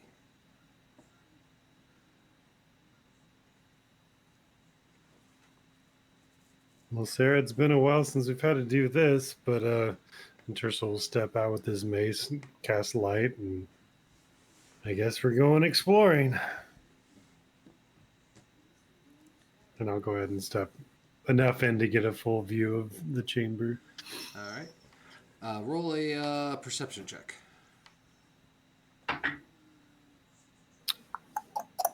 11. All right. So yeah, you walk into this chamber. The doors are opened into it. It is a stone-hued walls. The ground is stone. It is all obsidian. So the floor is a little slippery. The torchlight, even though it lights up, there's just no way of reflecting on black obsidian to light this room up. Even with your torch, it doesn't like illuminate the room. Luckily, on the floor, there are crushed bones of various animals, some possible human-like creatures that have littered the entire floor. So you're walking on them, so it's not going to be slippery, but it will be a little bit of a rough terrain. Other than that, this room is completely empty. Far from completely empty with bones. No, like, there's no tables, chests, chairs, shit like that. It's just, there's bones on the floor, two torches in front of you, door on the sides there when you walk in. It's an awful lot of creatures that were in here to have littered this entire floor. Or this is the remains of a meal of some decent sized creature. Yeah, but that's a lot. And you can't get in from that way. The bones aren't in a very good shape. I guess I can't examine them in any way. Or Just casually looking at them, they're broken. They're old. You don't see anything with any like remnants of flesh or sinew on them. no gnaw marks or scratches or anything. There's definitely gnaw marks on them Okay. where teeth have, as they were ripping whatever flesh and meat were on these bones, tooth scraped against it. So, Well, I Is Doggo say quite enjoying the fact that there's You're right. bones? yeah, roll a yeah, it'd be Constitution because he'd be fighting himself. Oh no, he's gonna want a bone. That's what I'm saying. He's fighting himself about jumping into piles of bones like a child jumping into leaves. Oh no, he is. What'd you say? Constitution, because it'd be willpower. 6. 6? Yeah, no, he totally gives in. You guys hear as Doggo dives into an area where there's a bunch of bones and it's kind of like rolling around, like I said, like a kid in a giant pile of leaves. He's kind of rolling in. He's looking for the best one. Yeah, as he's rolling around, you can tell he's kind of trying to sniff out some bones. So he's picked one. I say he finds a femur. It's about maybe a 2-foot long femur. He's quite happy with himself. Alright, well, I guess we continue on. yeah. So So I'll lead the way. the passageway there from the torch leads to a small hallway that leads to a pair of wooden doors. Of course there's a fucking door.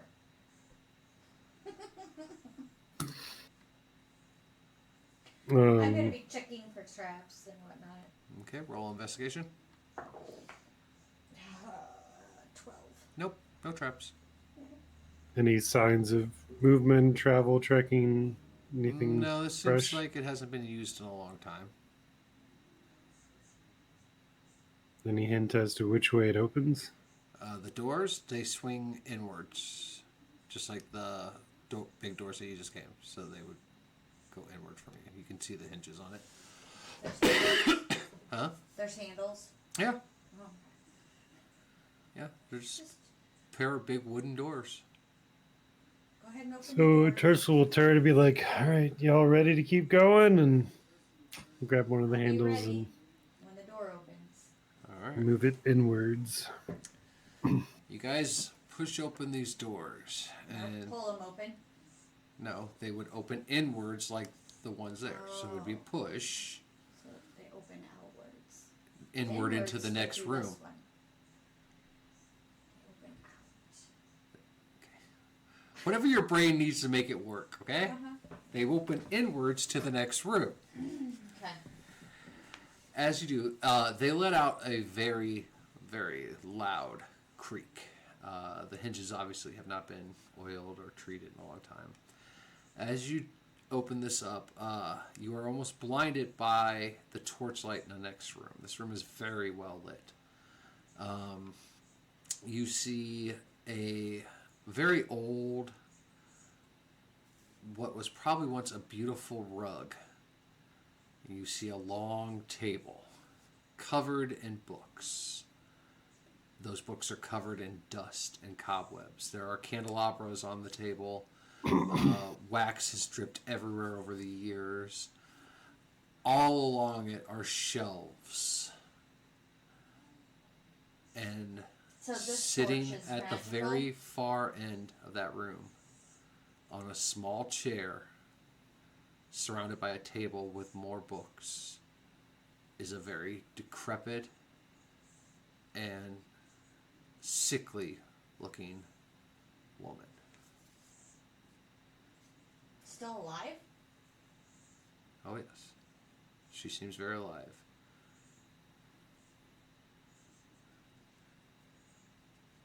We recognize her at all? Roll a perception check. Nat 20. Dirty 20. Yes, though she is much older and much sicker looking. This appears to be the girl you both saw in your vision.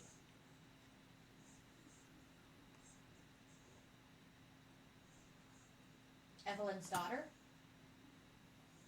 You've assumed it's her daughter, yes. You've put enough points together to kind of get to the idea that, yes, it's her daughter.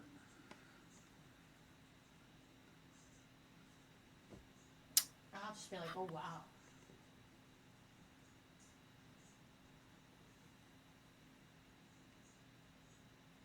Do Well, we have any concept of how long? No, you guys have not figured that out at all. You haven't looked into how long this has been.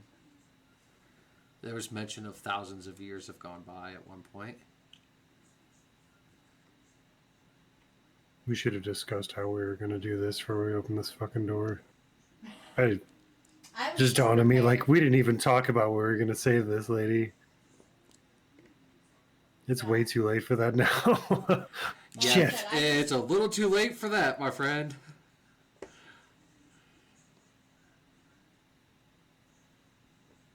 What does I guess I'm looking at her reaction to Evelyn. She hasn't moved. She's just sitting there, her eyes closed, her body very frail. There are black veins all over, and sometimes you see there's like a pustule where black ooze is leaking out. Her lips have become purple, and her teeth and gums are blackened, and there is black ooze dripping out of them. One of her eyes is completely shut, but there's black ooze dripping out of it. Her hair, which was in your guys' vision, beautiful blonde, is now matted and black and missing in spots. You can see the bald spots. There is black veins underneath it. Several of her nails are gone. The ones that are still there are long and yellowed and cracked in places. She just seems to be sitting there. She's not moved at all since you've opened the door. You can see, Wow. you can After see, I fucked her. you can see the breathing, but that's the only sign that she's alive. Is her chest very slowly moving. Yeah. After I seriously fucked her.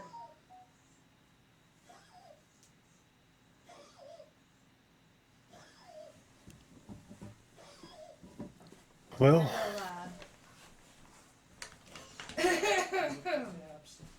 See if I get into reaction. let's get into more. Sorry. I don't know. We need to be kind of careful coming into this room if you want to keep up your trap investigation. But I say we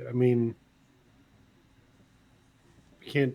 We can't be single file in a hallway. Like we need if we're gonna get into combat. Like The hallway would be wide enough for you to be side by side, two people. But it wouldn't allow for broad strike movements or anything if combat was to start right there. Well, Yeah. I did the whole to see if I get any reaction from her. No, she doesn't react at all. So deaf, blind.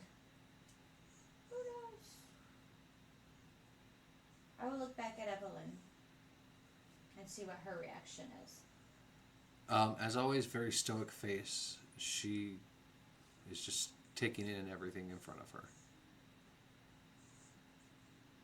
She seems particularly looking not at the person, but at the shelves all around the room.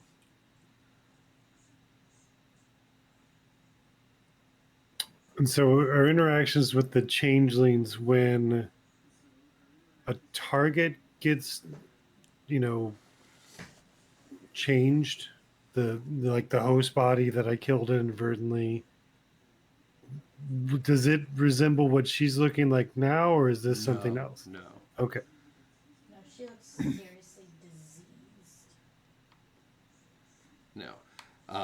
So we'll do a reminder here. So the way that the doppelganger creatures work is they attach themselves to a human, suck its life force out, turning that human into jerky as they become a doppelganger. If you kill the doppelganger, the human reverts back to normal. If you try to heal the human while it's jerkied, it dies, and the doppelganger becomes a husk zombie.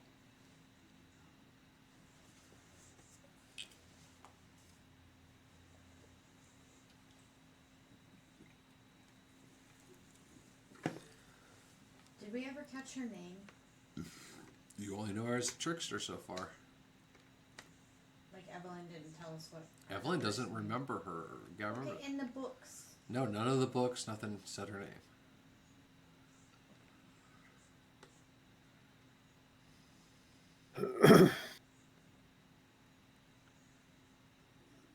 Well, do we want to go in, or what do we want to do?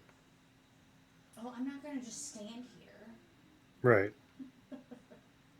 Assuming, I mean, I guess we can go to the assumption that maybe she's comatose at the moment and not a threat at the moment, and see if we can investigate what's going on with all the books and shit, or do we want to go in and make sure she's not a threat via a spell or whatever? I wouldn't want to. Like, do we want to go in overtly, or do we want to go in quietly and try to investigate? I figure cautiously, quietly, like you would walking into great grandma's nursing home room. Do you have a spell that could aid us in stealth, perhaps? I do have Pass Without a Trace, but I don't want to spook her. I think yeah, right. I think that's kind of where we're at. Do we want to go in respecting her power, or do we want to go in just like we're gonna fight her regardless, or because like I could charge in and try to control her in a way. But it's and like I don't eliminate, want to go in and fight her. Literally, I'm sure she's got a grudge against Asarak, based on what she's looking like right now. Yeah.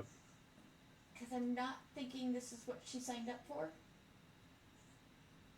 So what if we did 50-50? We go in carefully, try to look at the books and see what she's investigating, and then as we get closer, then we try to interact with her and see if there's any logic, if she has the ability to reason, whatever. Right. Like, as we're getting closer, making sure she's aware that we're here, but not threateningly. Okay. Let's do that. Let's go in. We'll maybe split the table, go on either side of the table, Yeah. and approach cautiously but not aggressively. Right. And then while he's going to be kind of eyeballing the books to see if Oh, maybe of she course was Sarah's researching or looking. something, or see if we can get a clue as to what all this shit's about. Sarah's absolutely looking at the books. All right. So we'll go. We'll follow. Where does Eve want to go? Evelyn's going to stay in the middle and walk to the edge of the table and stop there. Stop at the edge. Yeah. Because again, she is not paying attention to the table or the books, but the shelves. I will look at what Evelyn's looking at. All right, roll an investigation check. 15 plus 30, so 18. You see lining on all the shelves on the side that you are on the black eggs. Oh. You see almost all of them are crumbled and turned to dust. And you see that there are 8 of them right in front of you that are not. And as you're looking at them, they all crumble to dust.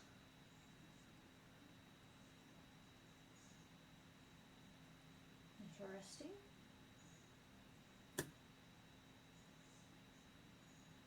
So that would be all of them? No, almost all of them are dust, but there were 8 literally in a row right in front of you, and you watched as they crumbled to dust. But on the whole shelves on that side of the room that you're seeing, the shelves are all lined with an egg. So there's just hundreds of eggs, but they've all been crumbled. There's some that aren't, but I'll be like, there's all eggs. Why are they Gesture crumbling? to the shelves. as she does that, Tercel, you look to your side. All the shelves on your side have the same thing, except for there aren't any that you see in a row that are crumbling in front of you. But there are, combined, there are about 50 eggs that have not crumbled to dust yet.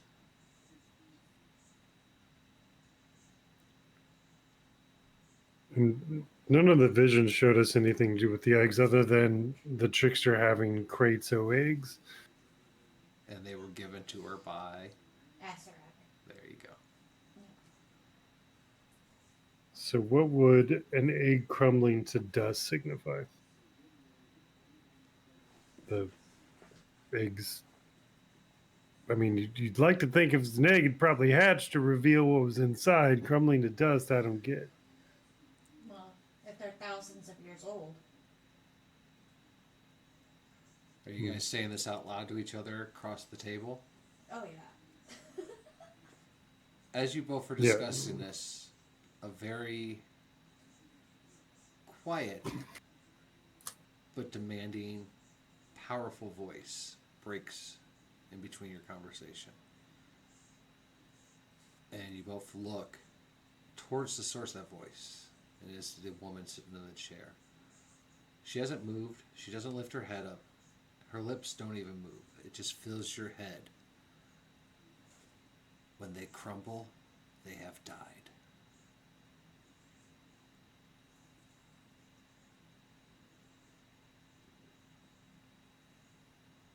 That's good.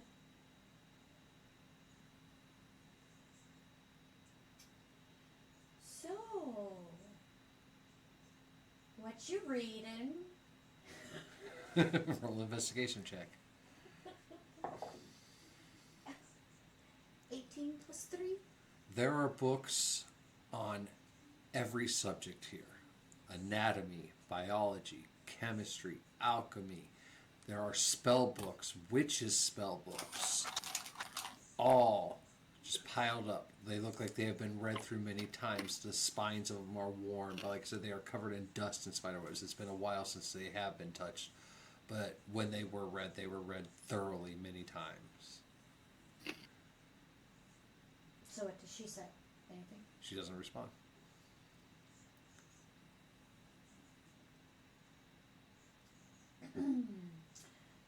So, and I will walk closer to her, Alright. making sure, like, where the eggs that haven't crumbled are still at. I don't want to get next to one. Alright, Tercel, what are you doing?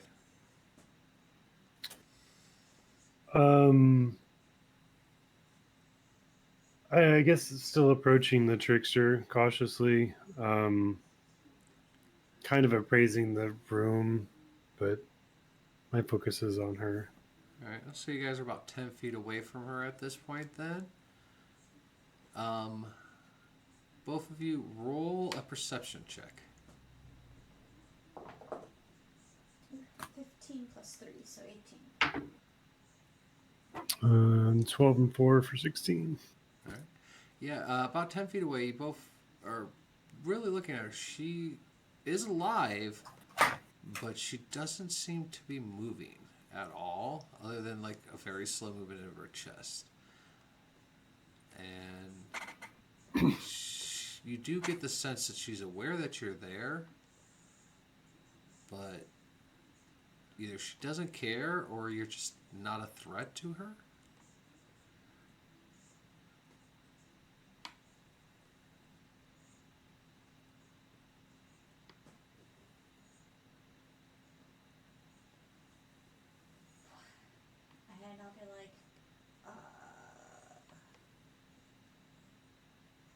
anything we can help you with?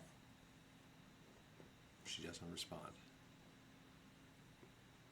Do you have anything to say? Again, she doesn't respond.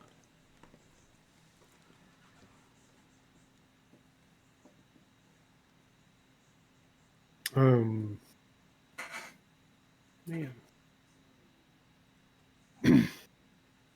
So she's not moving other than a small amount of chest movements. I wonder if that's like magical in nature. If somebody's like holding her or possessing her or something, or if she's just that weak that that's all that she can do. I'm afraid to cast heal. Yeah, no, we're definitely not going to heal her. I wouldn't want to hurt her more because of whatever's going on with her. Might have an adverse react to heal. How do we feel about announcing our intentions to try to restore the city and do all that? See if we get a reaction out of her that way. Or if fucking Captain Lich Dick will reveal his hand. He might be the one keeping her like this. Is there any significance to the 8 eggs? Like, do we fight 8 husks or whatever? We fought several. Trying to, So I don't know yeah. if it was just 8. I feel like they probably would have crumbled a while ago if that were. It seems odd to me.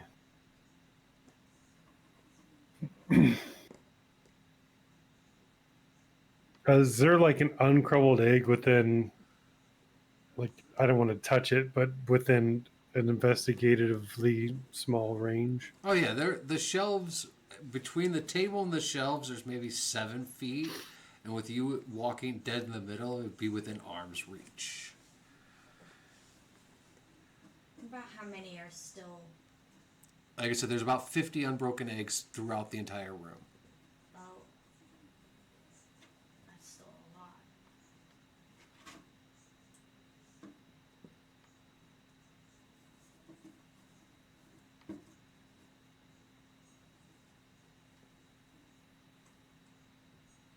I will go closer to her. All right. As you get closer to her, about 5 feet away, and you're looking, she disappears.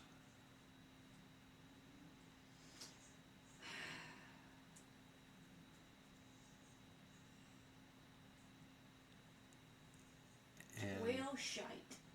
as you kind of stand there shocked, standing next to Evelyn suddenly appears a woman, though still very worn out and sickly looking, a little more spry, though she is using kind of like those polo crutches that lock on your arm to walk.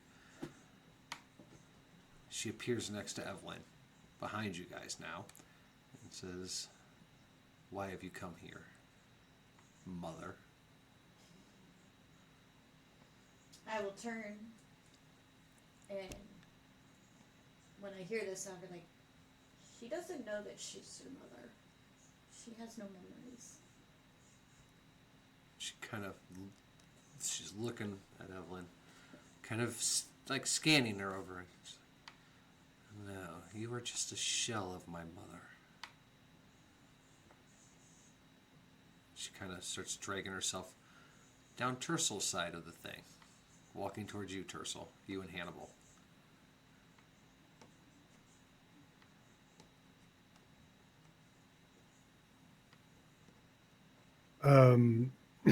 I guess I don't know. I think we should. Tersel's got to tell her why we're here. Like, we've come here to cleanse the town, get rid of these eggs, and try to get rid of this menace. We know that Aceract is involved. We're after him too, and obviously with more boldness than I'm putting out because I'm scared and doubtful. But like Tercel would be emboldened by the power of his god, and he would be fucking laying it down. So as you're kind of confidently, but yet still pissing yourself explaining this to her, she continues to just walk, and she gets right up to your face, and she's like, "You're cute," and then it just walks past you, and walks to the chair and sits down. She looks across the room, and you guys do notice that the one eye that was closed is now open, and it is white. The other eye that is normal is bright emerald green. But you notice that there is black veins shooting through that emerald green, so it looks like a shattered gem almost. She goes, "So, what makes you think that you are able to break this curse?" I gotta try. She kind of chuckles. She's like, "Her and all the other fools tried, and they still weren't able to defeat this curse." And she's pointing at Evelyn. "Instead, we've got a desert city full of undead and a mother who doesn't even remember her name." Well, what kind of agreement did you make with Asarak? She kind of looks down for a second at her hands and goes, "I was supposed to be cured, but he lied to me." I get that a lot about Asarak.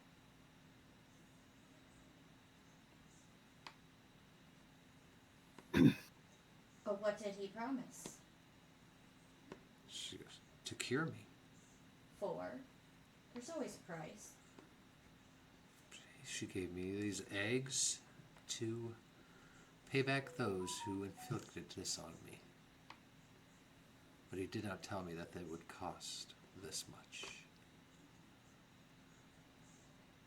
Well, you did your end of the bargain. Why didn't he do his end of the bargain? Because there are still people alive.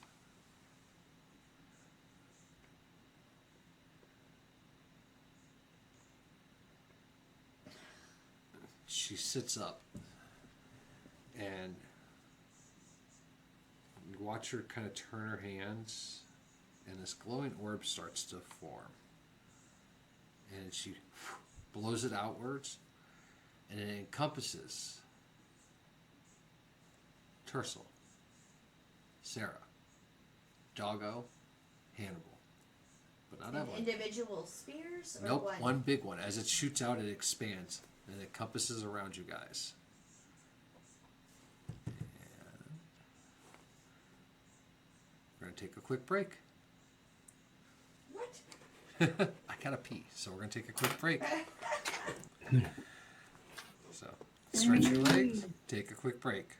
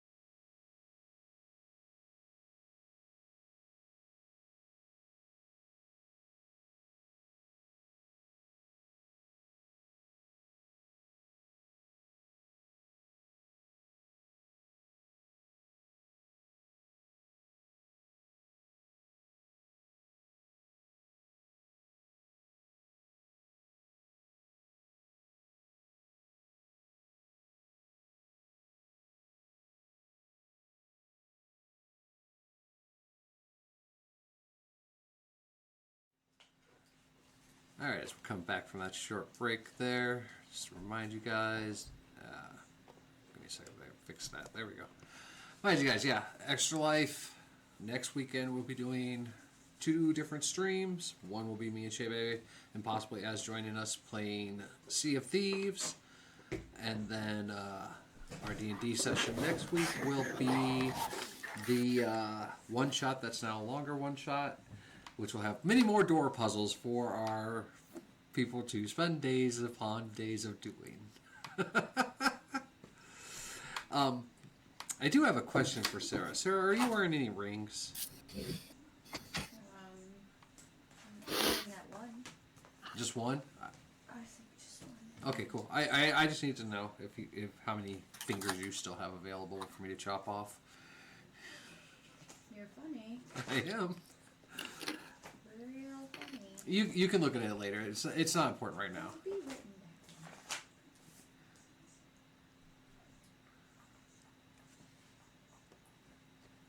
It was that ring I got. So you can look at it later. Let's get back into it. All right. So Back into it. as that orb envelops you guys, you hear her voice echo in your head. You come with too many questions, but no answers. That's all that ever happens. Get And nothing but more questions. you no guys get answers. blinded as the orb emanates pure white light. And you guys are kind of used to this after the inner sanctum. You feel separated from your bodies as you kind of feel like you're pulled into a memory. So, what you guys see. So, you guys are in the grand building that had medical and school and stuff. Well, there were other areas that you guys never went to, including one which looks like an elegant dining room, ballroom type situation. And there you see people of all levels of economic stature were gathered, enjoying a feast. Judging by the decorations, it was a winter festival. And you see the doors open, and in walks Evelyn and several of the guardsmen that you had seen, all dressed very eloquently. People applaud as they come in. The room just is general happiness. You notice there is a young teenager with them in a very elegant silver gown. And as she walks in, a bunch of little children run up and start pawing at her. And she doesn't seem to mind. It seems like kids love her and she loves kids. And as you're watching, you notice this is a very young trickster. And she moves her hands and little balls of light shoot out of them, and the kids chase after them and have fun. And as the night goes on, you see her perform other little innocent tricks. She changes a glass of wine into spoiled milk for a patron who is very drunk and boisterous. You know, all of her tricks seem to be rather humor based and nothing that really harms anybody. And like I said, she seems to be very popular even with some of the adults as she performs almost as a jester to the people. You watch as the orb kind of flux and the light kind of changes, and it's now springtime and it's the planting season, and the kids you see who are working the fields are tired, but they rejoice as the trickster is walking amongst the fields, and she's helping plant seeds, but occasionally she will make a rabbit jump out of someone's bag of seeds, or she'll grow a carrot instantly. Again, just little playful tricks, nothing that seems to harm anyone. And then again, the scene changes, and it's a stormy night, and the trickster is out at a tavern. and she is sitting with a bunch of humans, several young men, and all these men look a little shady, and you get a feeling that they're up to something. And food is brought out for the people at the table, and they all eat. And you notice that the trickster, while she's eating her plate, she seems to kind of start coughing a little and spits up some blood. The scene fades, and she's now in a palace up in the mountains. And it's not an elaborate palace, it's almost more of a temple. And she's laying in a bed, her mother near her, several other humans who you get the sense are all dragons, are trying to take care of her, as she now looks very, very sickly. And you hear muffled the conversations of poison.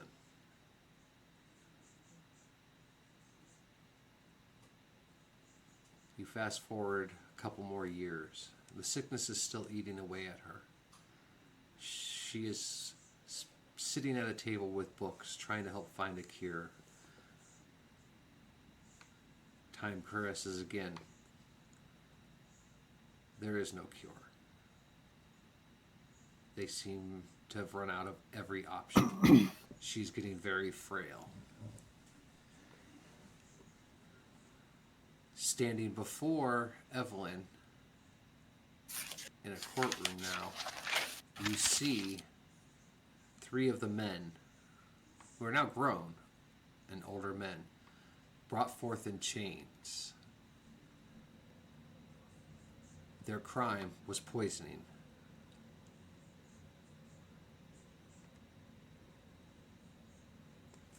Fades forward. This young girl is now a middle-aged woman almost, and she's very bitter. And you see her in the night in a lonely room in the mountain, talking to shadows as she studies, trying to still find a cure, not giving up. Determination is all that seems to keep her alive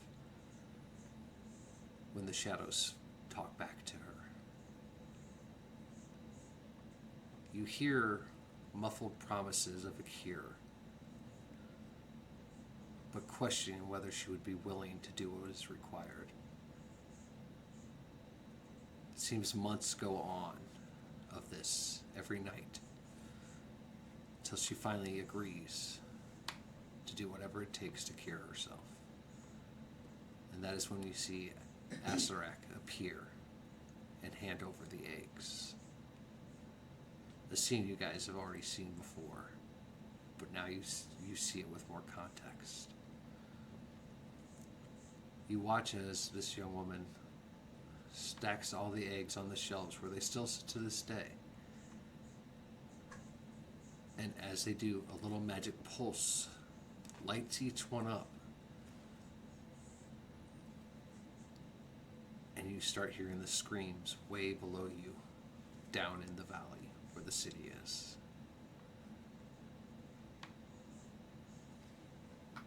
Months go by, and you feel a shockwave shake the whole mountain. And you watch as hundreds of the eggs break and crumble. But there are still more there. Over time, some of the eggs just break. You sense her desperation as she's still poring through books, her cure nowhere around.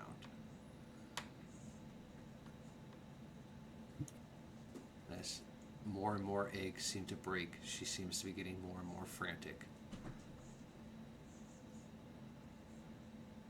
And then you guys appear, opening a door. And then the orb dissipates, and you guys are standing back in that room.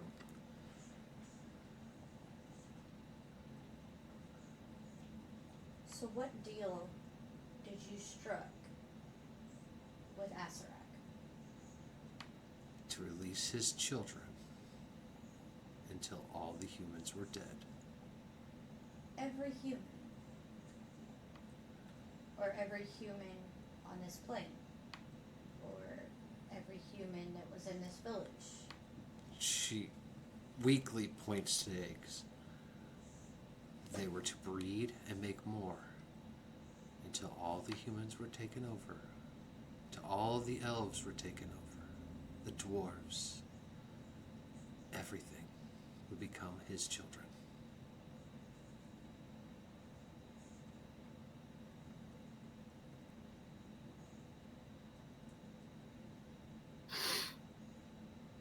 So every time an egg crumbles, like a successful breeding has taken place, like one of the leftover humanoids has been taken.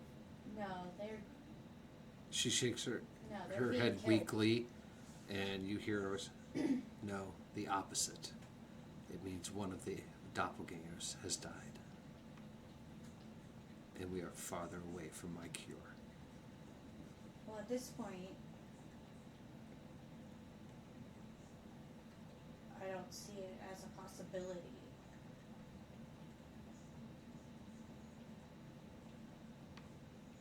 So when Evelyn did her ceremony, she teleported everybody away from the city to try to save them. So can't possibly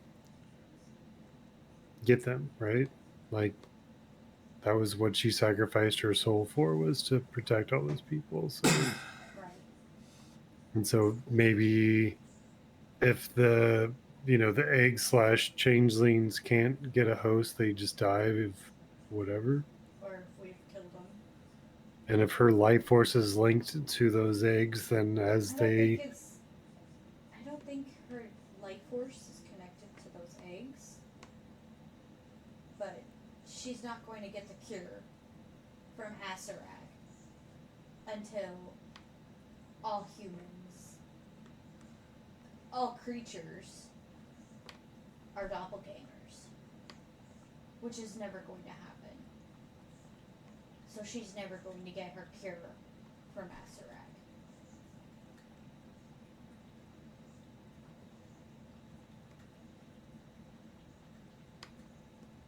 It was a bad deal.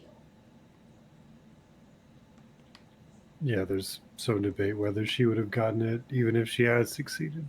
Right. Well, while you guys put that together, you also get the sense that that great shaking you felt when the eggs broke was when Evelyn did the Right. ritual.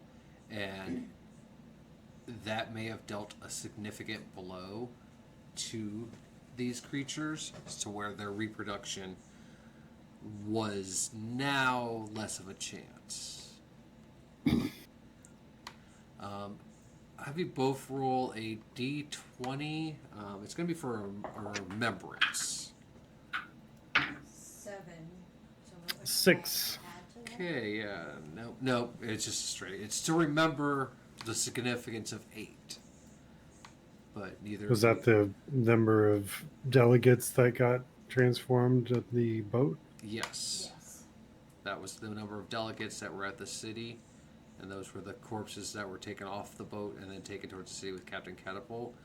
So you can conclude that by the fact that 8 more eggs just shattered, that your friends in the city defeated those Found those. and have Doppelgangers. rescued the delegates.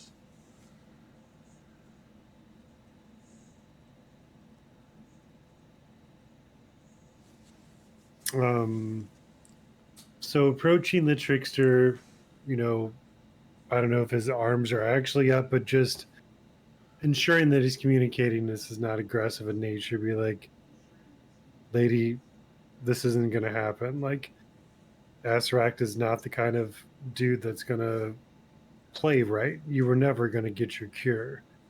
So let's end the threat of the doppelgangers and let's try to figure this out ourselves. Maybe with our powers combined, we try to take on this motherfucker and Maybe it was his death. It'll break whatever link to the poison that, you know, those humans gave you oh so many years ago.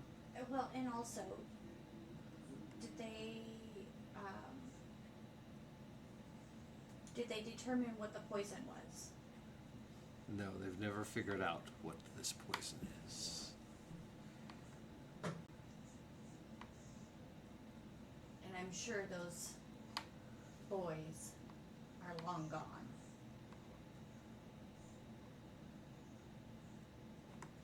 You can assume that, yeah.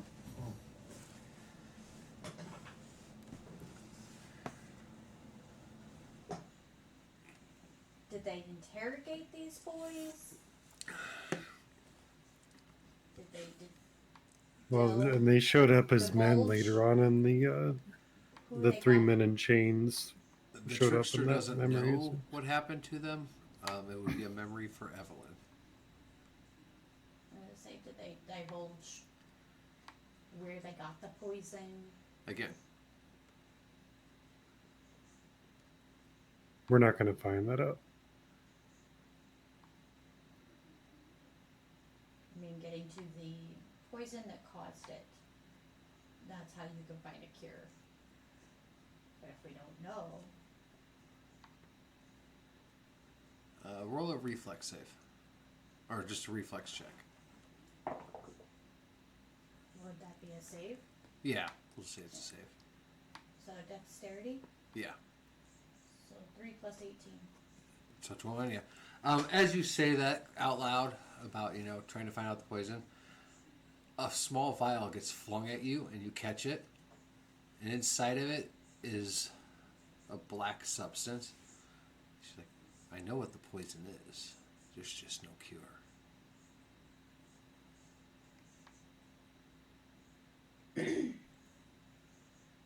So what is the poison?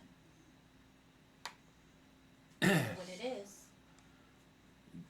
Go ahead and roll a, No, I'm asking her. I'm having you roll a nature check to see if you could tell what it is. 18 plus 7. This poison is not of this realm. You can feel not Fey-like, but definitely an outside source has created this. This poison's never been seen on this realm. And it's a good thing because you can sense that this poison would eat away any normal being within a day. So it's not drow. Would it feel like, hell? You can't get a sense of where it's from. You can just tell it's not from here. So them boys were given this poison. That's what you can kind of put together. I'm sure they weren't smart enough to You create it holding this themselves. poison in your hands, yeah, you've kind of sensed that those gentlemen were sent to poison her. Right. They didn't know what they were doing. Yeah. As far as they knew, they thought they were going to get lucky that night. You could assume that. Without knowing what happened in courtroom. Yeah. Damn it, Evelyn, I wish you had your memories. Alright.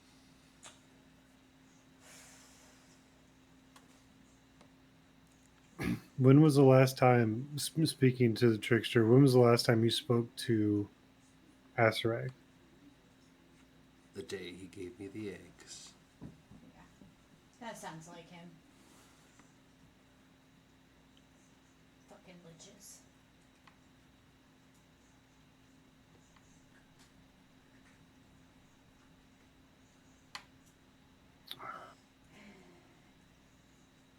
He probably gave these boys that fucking poison. Set us all in motion. So there's nothing we can do directly to cure the poison. We can't kill the eggs because that could potentially do something to the trickster. We can't return Evelyn's memory because then the targets that they want to try to kill and capture for the eggs would become available, and that would be bad. So everything pretty much revolves around us,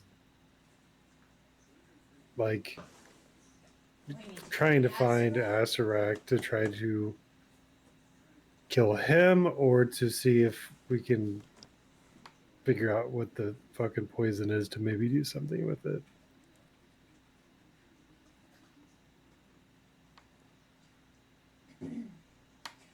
I'd be like, what do you say of giving this to the Azarak?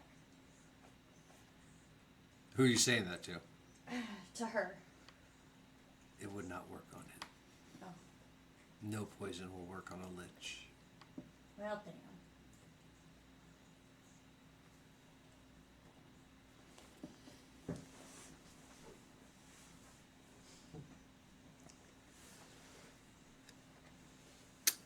Have you found anything that helps alleviate some of your symptoms? As this is what will happen to yours at one day. Frump. Big old boy. I'll ask if there's anything that's alleviated some of her symptoms. She says no.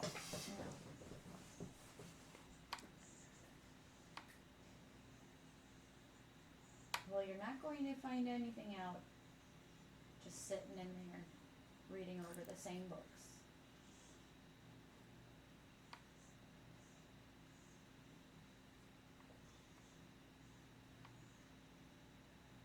Does she have any way of calling him or any kind of link to him at all?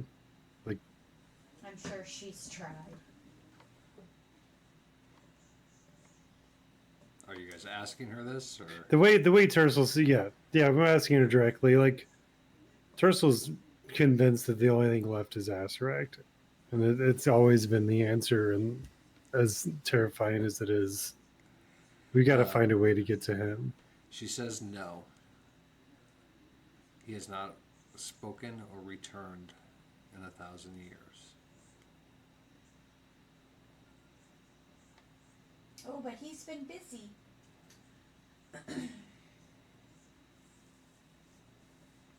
You've come to the understanding that he was never going to cure you, right? Yes.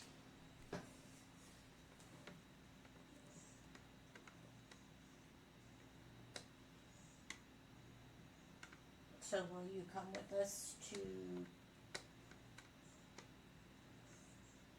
I don't know, I'm sure you would ask him for the cure again, As soon as you ask, but I don't think, as soon as you ask if she would come with you, Evelyn goes, "She's not able to leave this room." why not?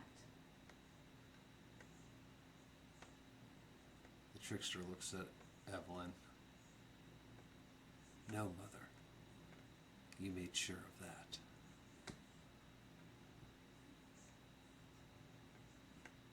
I'm looking at Tersal like, oh, What family is she? drama. So looking at Evelyn, I ask, what does she mean by that?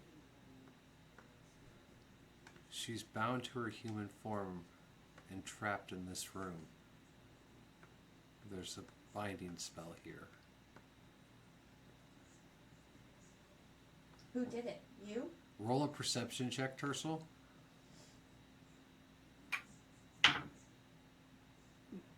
That's not one. Even with that, you do feel a small tingling as soon as Evelyn says that. A small sense of a strong clerical spell that is around there. I will straight up ask Evelyn, did you do it? I don't know. Well, can we break it? What would be the point of binding her here in a human form? Was she more dangerous as a dragon with control of these eggs? Or is it to Evelyn help looks with at you the and she goes, poison? I don't know. Do you want to give us light on this story since she doesn't have the memories? Shh. The trickster looks at you and goes, "My mother is correct. I am bound to this form and this chamber. It was part of the ritual they did when they sealed the oasis. They thought that it would contain any of the little creatures. Little did they realize they were already out, and it only kept me. I'm just wondering if we can break this holding spell.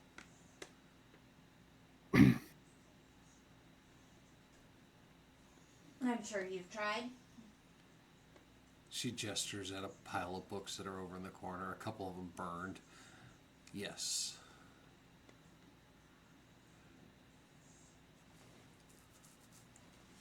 So speaking to the trickster, who we still don't know her actual name.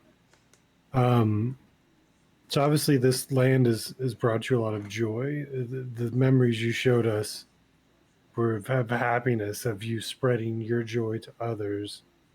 And then these vile men who we can only assume were under the control of Asaract were guided by him, not because they were evil humans, but because they were, influenced by 100% evil itself.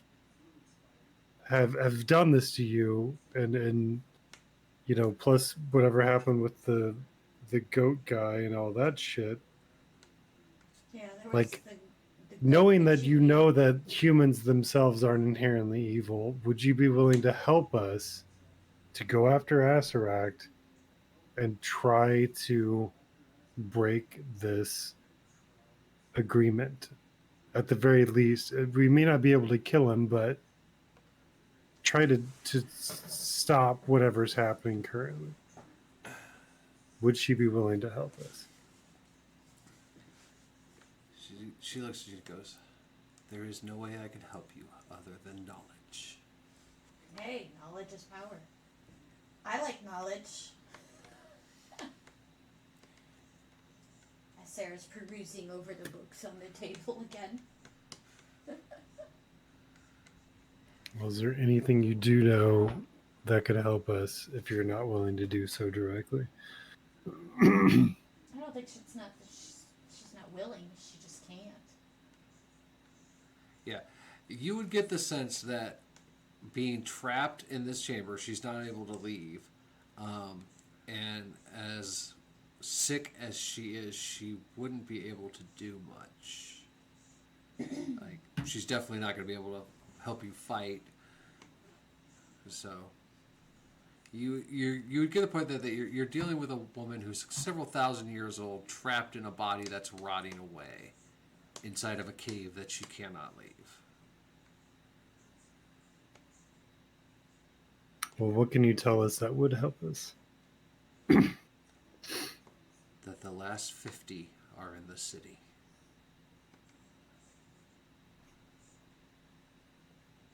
That's not going to help us with Asarac, but it will help us with that problem.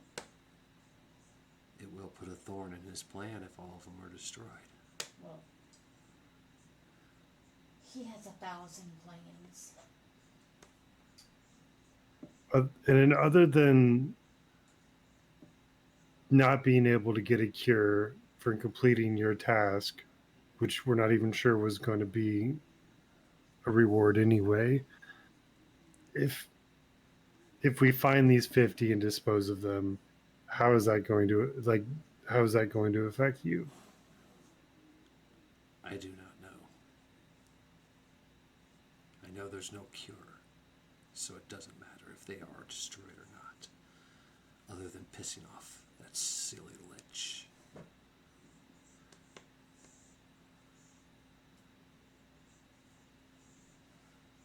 Which I don't mind doing that either. Yeah, that's kind of our motif. Get rid of the doppelgangers? Yay! Piss off Asarac? Yay! Do you think if we killed off all of the doppelgangers, eliminated all the eggs, would that get Asarac's attention enough for him to visit you? It might. Maybe.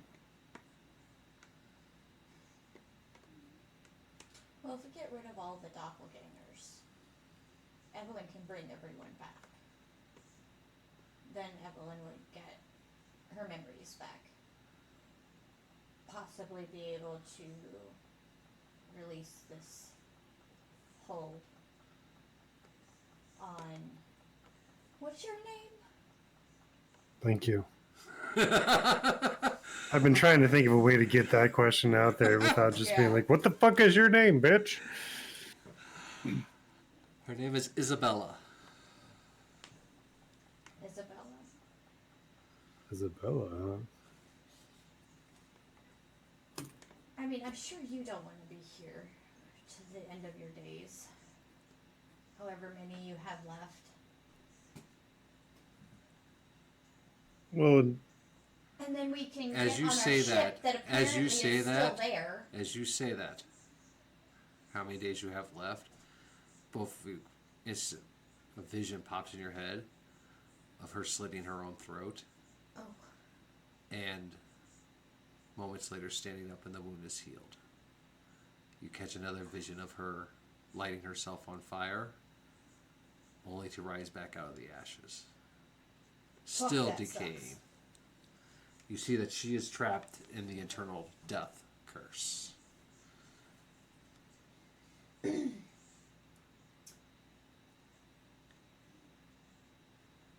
that sucks. you know who did this to you. Like it's obvious, and it is fucked as you may be.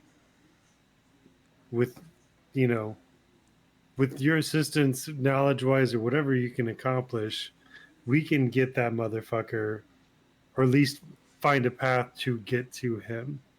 Maybe not now, but in the future, to prevent this from happening other times. We may not be able to find a cure for you, but we can stop him from doing worse shit to newer people. So if we, 'Cause so if how about based on this logic? poison- If we go down to the city, we cleanse our 50, enable that to possibly break Evelyn's agreement, bring the Silver Dragons back, release you, and then maybe all of us, Silver Dragons included, go after fucking Aceract.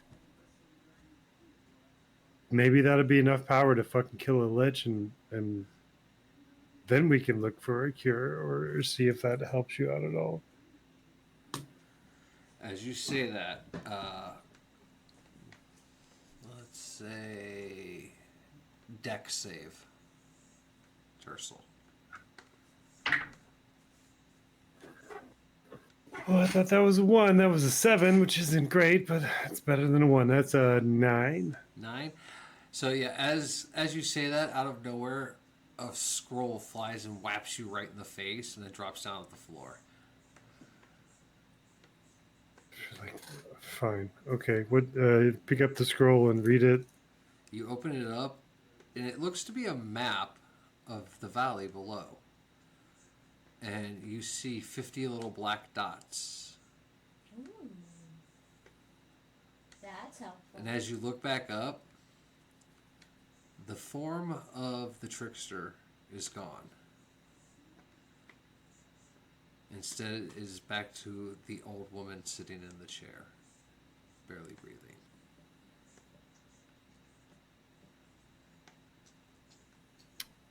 Roll the scroll back up and motion and trickster be like, I'm gonna take that as a yes. We're gonna start this plan. Speak now or forever. I don't know, sit there quietly breathing or whatever. I'm looking on the table for books. Alright. And anything strike me. Roll perception. Investigation. 8 plus 3. There are hundreds of books there that all of them make you wet in that way that books make you wet. Okay. Is there any that I'd like to take? I don't know. Are there? I don't know. I'm looking. Are you going to try to take a book? Yes or no? Well, yeah, if it's like on herbalism. There's tons of books on every subject. Herbalism, alchemy, nature, beasties, everything. Well, I like particularly ones that, I can make cures. There are definitely potion making obviously. books. You would see there are piles of every kind of book that someone would be using to try to find a cure to a disease or poison. Yes, so I want one that's herbalistic. Sure. Nature. and- Sure, there's tons of them on the table, all over. Can I just take a couple of these? She doesn't move, but as you go to touch the books, I want you to roll a dex save. 12 plus 3. Yeah, you get, as soon as you touch the books, a shock of electricity flows through you, and you take 10 damage. Damn. Ow! All you had to do was say no. Fuck. Roll a perception check. 19 plus 3. You see all along the table, there are glyphs of protection covering anything that's on that table. It is guarded by protection spells. Still, all she had to say was no. She's not moving or saying anything right now. Yeah, She's just kind of back in her hibernation state. And you guys definitely get the feeling that you've been dismissed. Do I still have the poison? Yeah. I will put it in my pouch. All right.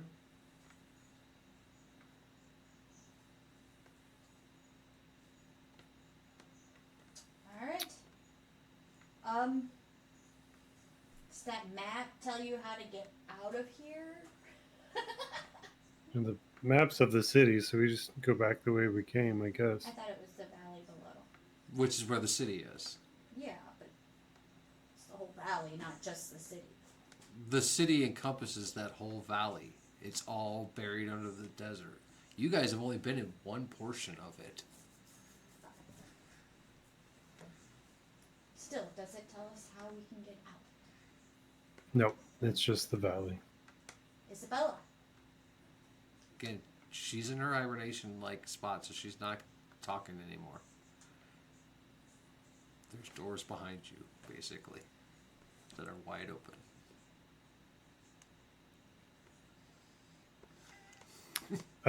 Tersel's gonna walk up to Evelyn and propose an idea.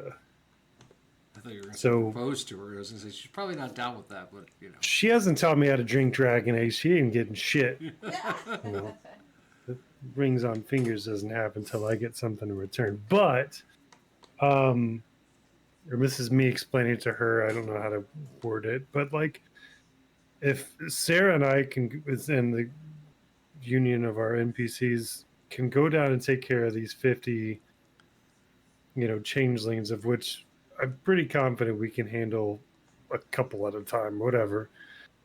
Do we want to leave Evelyn behind to confirm the eggs are gone, and then she can return and tell us, like, you know what I'm saying? Like, do we want to leave Evelyn here to keep an eye on things? Or do we need her assistance down below? Her assistance would be helpful. Yeah. I'd say look at your party and think about who you could leave that maybe isn't as powerful as a dragon trapped in a human form. Might be a Yeah. thought. A little metagaming, but just kind of a thought there. I think, do these little black dots on the map move? Yeah. Yeah, imagine the Marauders I'm map. sure when one dies, the blip will be gone. So that's our confirmation. Okay.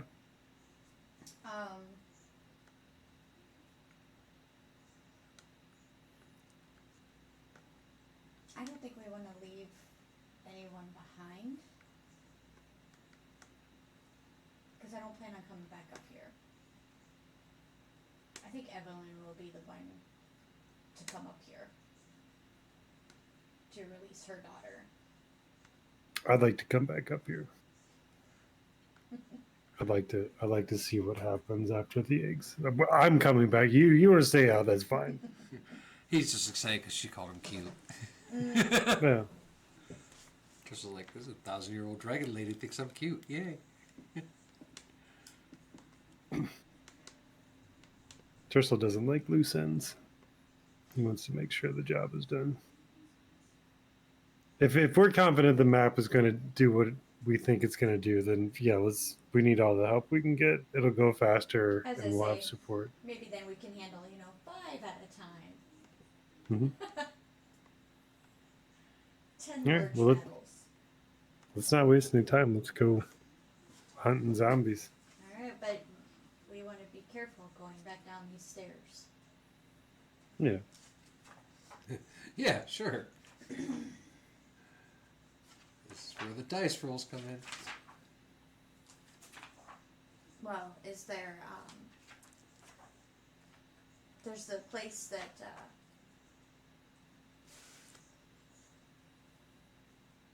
that they tied the rope off of? Still? Yeah, that'll get you guys down to... 300 feet of rope. It will get you down to the ledge where you guys tied it down to. Huh? You guys tie the rope from... From the top of the ledge. Yeah, but not all the way down to the bottom. No. It's at the top. We use the rope to go down a little less than 300 feet because of whatever it's tied up to. Did you have 300 feet of rope tied up to it? My rope is 300 feet of rope. 300 feet of rope. All right, well, you'd have a 50-foot drop after that. Well, I'm thinking if we're going down where the stairs are. Yeah, that's because you guys only had tied rope from that one ledge where you guys did the puzzle up, which is the last, 100 feet, I think it was. Yeah. I don't have my notebook The here. rope is longer than that, but she You just would have stepped probably up. cut the rope. You wouldn't have dragged 200 extra feet of rope just hanging down on the ground. It would have filled up the step. Would not have cut the rope. Okay. 300-foot rope. That would be stupid. All right. Well, then, yeah, you guys climb down the 300-foot rope. So that when we got to the bottom, I could just take the stairs the last 50. Okay. All right. Like a plan? Hey, what are our options? Taking the stairs. I mean, Maybe I'll just... with the exception of the one we skipped, we kind of had that all figured out. It's a little slick, but Maybe just harness up to the rope. So that in the case that we slip, we can... yeah, just be super careful about it. It'll just be the last 50 that we won't have. I don't suppose the backwards flowing waterfall would enable us to descend easily by. No, it seemed like it was like pretty fast falling. We've seen lots of dead at the bottom. Well, that was under the trap, though, wasn't it? No, it was also at the bottom of the waterfall. No, there wasn't a lot Okay. of dead under the waterfall. It was near the stairs and stuff were the main spot. I think we also seen it when we threw. There something were in some the- dead, yes, but Yeah. it wasn't a lot. It wasn't like a horde of dead people were there. So yeah, we either climb a rope and figure out how to descend the last 50 feet, or we Oh, okay. So we'll take descend the one perilous rope. stairs. We have our harness. Attach it to the rope. We can each attach to the rope. So that in the event if somebody slips, you have the rope.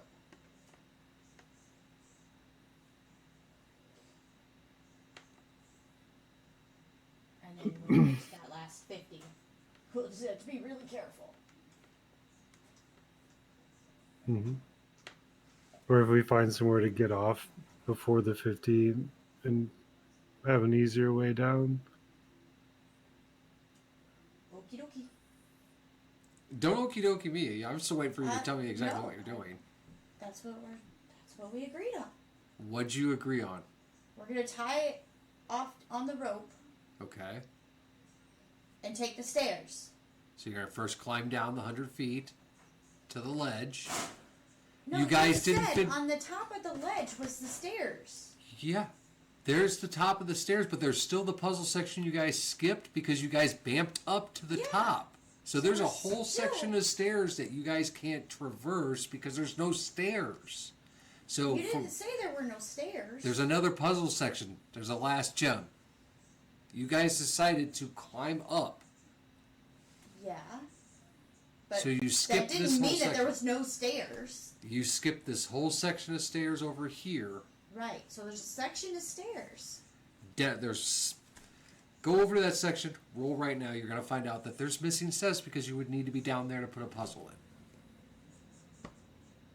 in. Is there a Right, so receptacle I on the think top of the looking- stairs No, by it's any down at chance? the bottom.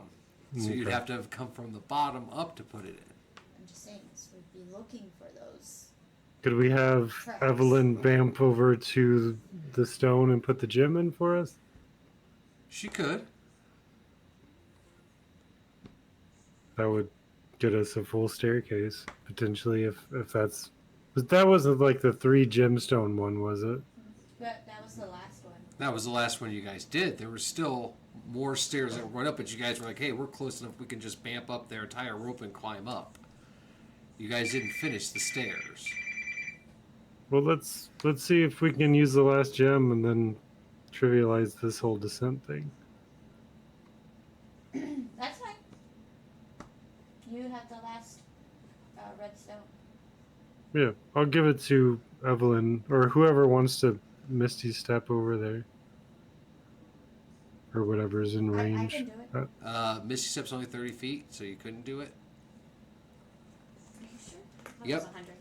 Nope, dimension door, 200 feet straight down, or 300 feet, and Misty Step, I believe, is 30 or 35. It's 30. Yeah. So it'd have to be Evelyn. Yeah.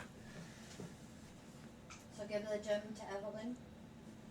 Yeah, Okay, so yeah, she'll bamp down to the where you guys climbed up at and start making her way up what little stairs are there until she gets to the little hole, and she puts the gem in.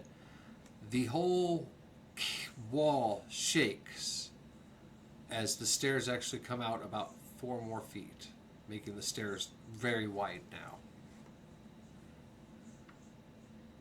Nice. Tristle claps his hands together, and be like, "Fuck yes! Finally, we did something right." If you guys had done that last time, you would have had just easy stairs to walk up. Didn't know. Well,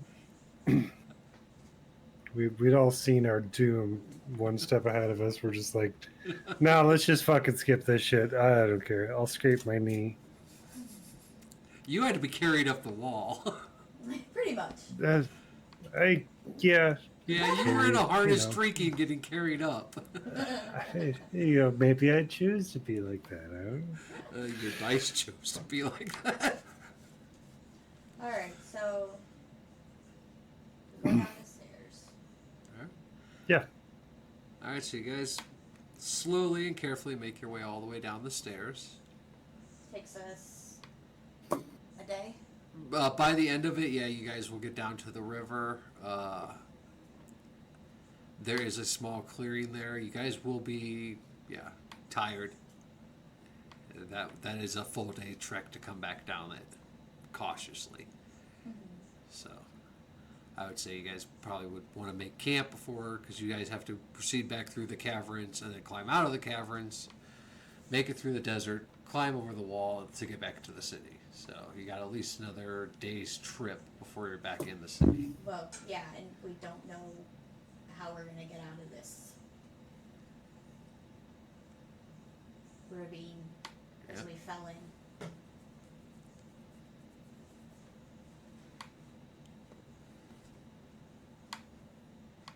But we can walk down until we get to that spot. Yeah, I mean, And maybe we'll be a there's little way tired, but out. no sense in camping Gotta 2 remember, days. it's from where you guys were at the Baba Yagas to this wall was about 4 or 5 hours walk. But from when you guys fell into the Baba Yaga area was a full day.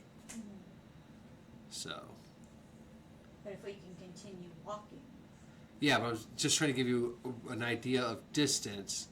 You might make it halfway to the end before you guys would start getting exhaustion points. So if you wanted to make it, to at least to the Baba Yaga camp area, and then take a long rest there, you'd still have one day before you'd get to the ravine to climb out. yeah. Let's do that. All right. So yeah, you guys make your way back slowly to the area where the Baba Yaga's stuff was. When you arrive there, there's a campfire made but not lit, and a small chest. I checked the chest for traps. All right, roll a perception check or investigation. 14 plus 3. No, it's not trapped. It's not locked either. I'll go ahead and open it. Inside of it, you guys find 10 sausages, 2 loaves of bread, and a bottle of wine. The sausage looks familiar. Yeah. But they're fresh. Yeah. But I'm like, oh, Baba Yaga left us a gift. Thurso grabs the wine and be like, I like that lady. She's kind of crazy, but she's got good taste in wine, and he'll take a chug. Alright, so I will light the fire and with that, you guys settle down, make a campsite, you have a dinner, and set up shifts to go to sleep. And with that, that is where we're going to call it for the night. we're gonna go smash some pumpkins. Oh yeah, good luck with that. Oh, yeah, yay. Oh, stop it. It's cold outside. It could be worse. It could be. If it was, we wouldn't be going. It has been worse before. Yeah. All right. Well, we will be back with this story in 2 weeks because next week we will be doing a special one-shot D&D for Extra Life. We'll be finishing up one, anyways. So. Oh, and yes, I have one ring, a Touramine ring. Okay. It gives me 48% resistance to cold. Okay.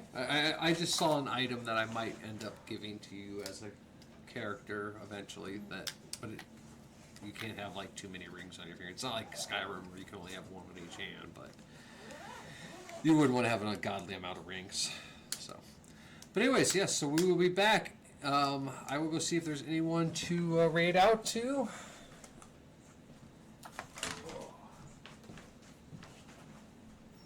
That was grueling. Do what? I said that was grueling. Yeah. Oh.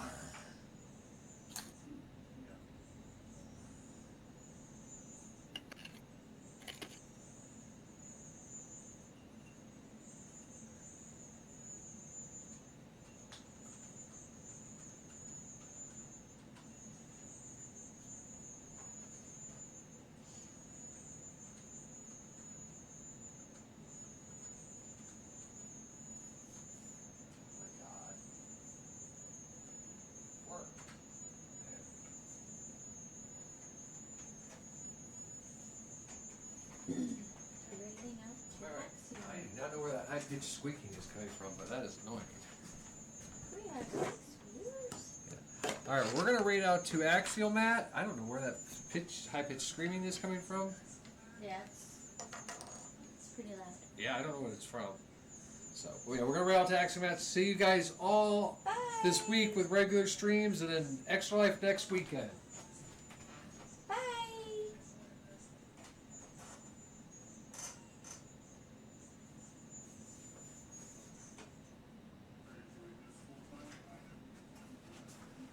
Yeah, I don't know if that was coming from us or if it was just feedback.